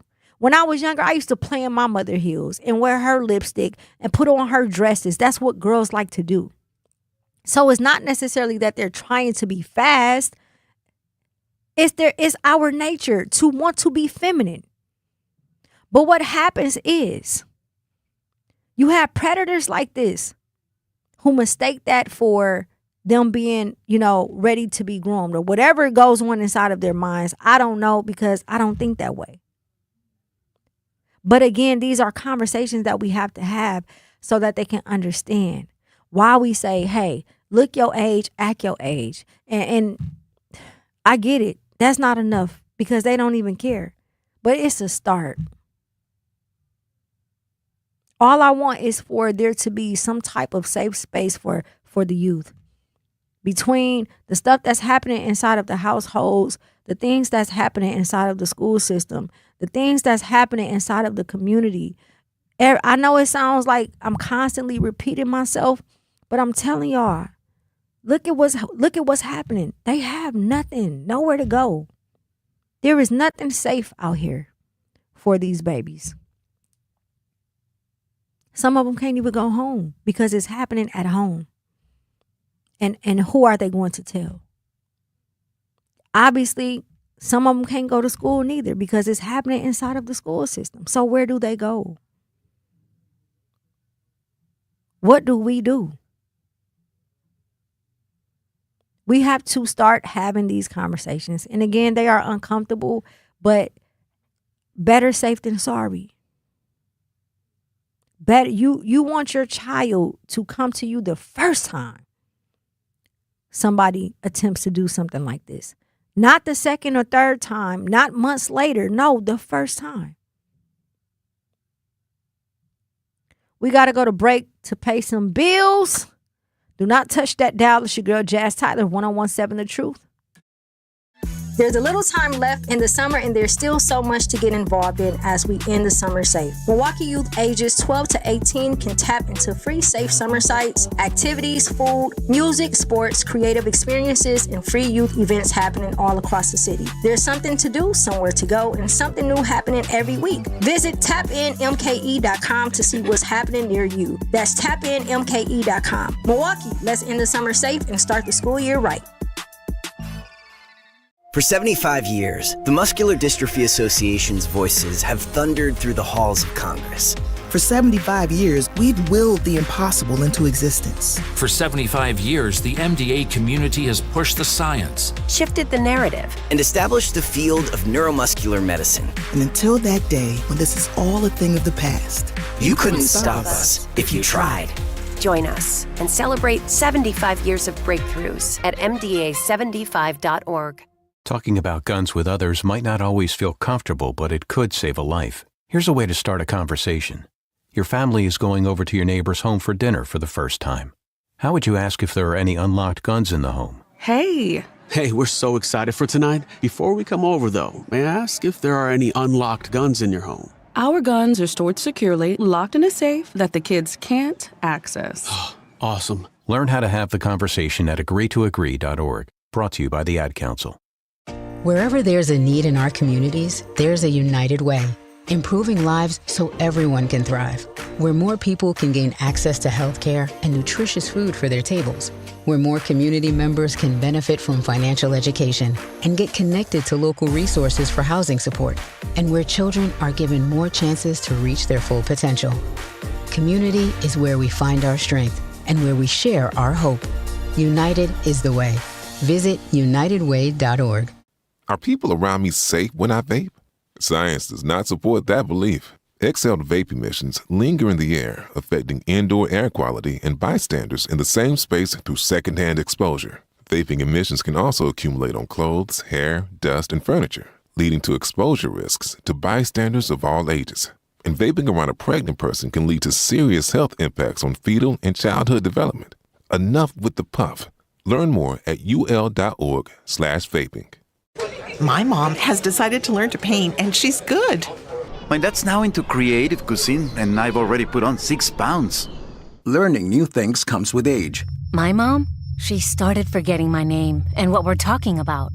Forgetting well-known things doesn't. Memory loss may be a sign of Alzheimer's disease. Early detection gives you and your loved one time to plan for the future. Learn the warning signs of Alzheimer's at 10signs.org. Brought to you by the Alzheimer's Association and the Ad Council.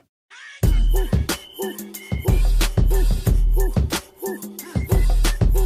with my dogs in the nighttime. Trap with the chickens like Popeye. Money changing colors like tie-dye. I'm just trying to get it, I ain't trying to die. She got a big ol' onion booty, make the world cry. In the kitchen, wrist kissing like it's stir fry. Hold them bands down, hold your mans down. Who told you come around? It's that trap sound. Designer, gold, fashion, shows, trap, house, made it, gold. 1017 The Truth. It's your girl Jazz Tyler. We are live and direct.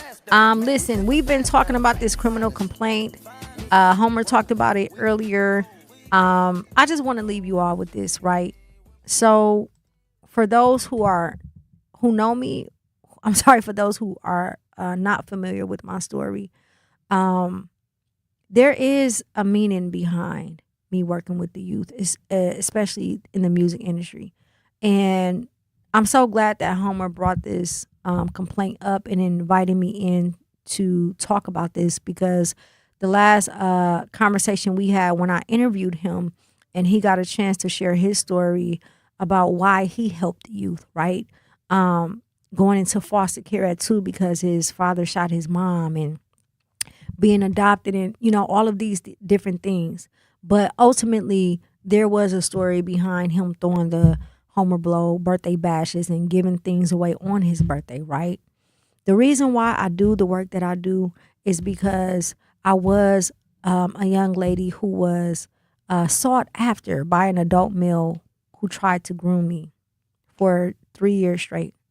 And I want to make sure that my youth, especially the ones that I teach and that see me every day, understand what this looks like, what it sounds like, so that they can begin to not only take heed to what I tell them, but that they have something to reference that is really happening here in their own city and that they are aware. But most importantly, it goes back to me saying it's everybody's responsibility. It's our responsibility as parents to make sure we are educating our children about these things, no matter how difficult it is. It is our jobs to make sure that as educators, we have to figure out a way to check for the red flags and everything else that does not show up on the background check when you are dealing with people, sick individuals like this person in this criminal complaint. Obviously, you can't go around just assuming everybody is this way. You can't falsely accuse people. But again, the safety in general, where's the safety for the kids? Every time you turn around, if it's not gun violence, it's a story like this, or it's something going on in the household. If they don't have any of these places to go to and feel safe, where are they supposed to go and what are they supposed to do? And just because it's not happening in your home or to your child does not mean that you are not responsible for providing this information to them or helping another child who may be going through it. But either way, parents, if I will leave you with anything, I really want to say this, especially going back to what Marty mentioned earlier about this happening for generations and people sweeping it under the rug. And sometimes some people, there's situations where the mothers will become upset with the daughters. Y'all seen the movie Precious, accusing them of stealing a man. Like, how you going to accuse me of taking your man? He's a sick individual. There are situations like that. But if I leave you with anything, it's please don't ever think that you don't have to talk about this to your child. I don't care if they are straight A students. I don't care if they've never gotten into trouble. I don't care. Have these conversations. And let's all figure out a way collectively to make these institutions safer. Like, there has to be a way. There is no way. This keeps happening over and over and over, and it's happening at so many different schools in this city. It's happening far too often. The men, when stuff like this happen, we need y'all to pull up. We need y'all to pull up. What you do to one child, you do to the entire village. Let's break these generational curses. Let's have these conversations. Let's do what we need to do to make sure that we can protect our children by any means necessary. This was extremely difficult to read. It was extremely difficult to talk about. I will never understand because I can't get in the mind of someone who has a sickness. But what I can do is vow to continue to be one of the people that protect our children by any means necessary. And if that means I have to talk through my triggers and speak on things I've never spoken on publicly, I'm willing to do that just so that our babies will know, hey, Miss Jazz been through this, so what she says is valid. And we should listen to her because she has our best interest and she wants us to be safe. Or so that educators can begin to double back and try to figure out a different system to put in place so that situations like this stop happening. And parents, so that you begin to have these conversations with your child. And I'm not talking about the hardcore, if somebody touch you, you bet I'm gonna knock that unit. No, sit down with your kid and have a real conversation. Ask questions. Help them understand why it's not okay. That's the first step, because we automatically think that you 15, you 16, you 14, you 13, you should know. No, they shouldn't. You ain't never talked to them about it. You cannot automatically assume that they know and understand, because they don't. Do they know something is wrong and uncomfortable? Yes. But fear, and in the words of Tupac, fear is stronger than love. When you are scared, you're bound not to say anything. And there are more students out here. When I read this complaint, what I see is students who allowed this to go on. I see youth, young men who allowed this to go on for months at a time. I don't know them, so I don't understand why. But based off the comment that the second victim stated, which was, "This is scary," I assume it's because they were scared to tell somebody until he did. So to the youth, don't ever be afraid to tell somebody, whoever that person is, even if it's a peer. Sometimes it's not going to be the teacher. Sometimes it's not going to be you as a parent. Doesn't mean they don't trust you. It just means that this is uncomfortable for them and they don't know how to go about doing it. So to the youth, if ever there's a situation like this, if you don't want to go to an adult, go to one of your friends and have them go to an adult. But at the end of the day, tell somebody. Tell somebody. And yes, we do need to start holding these school systems more accountable, because ain't no way in hell within a matter of what? You got over 100 students being suspended and expelled due to discrimination. But every year you got 3 or 4 different cases of students being sexually assaulted by staff. What is happening with the damn school system? There needs to be an entire investigation on the public school system, on all school system in the city of Milwaukee, man, because what is going on? How are these people getting in the door?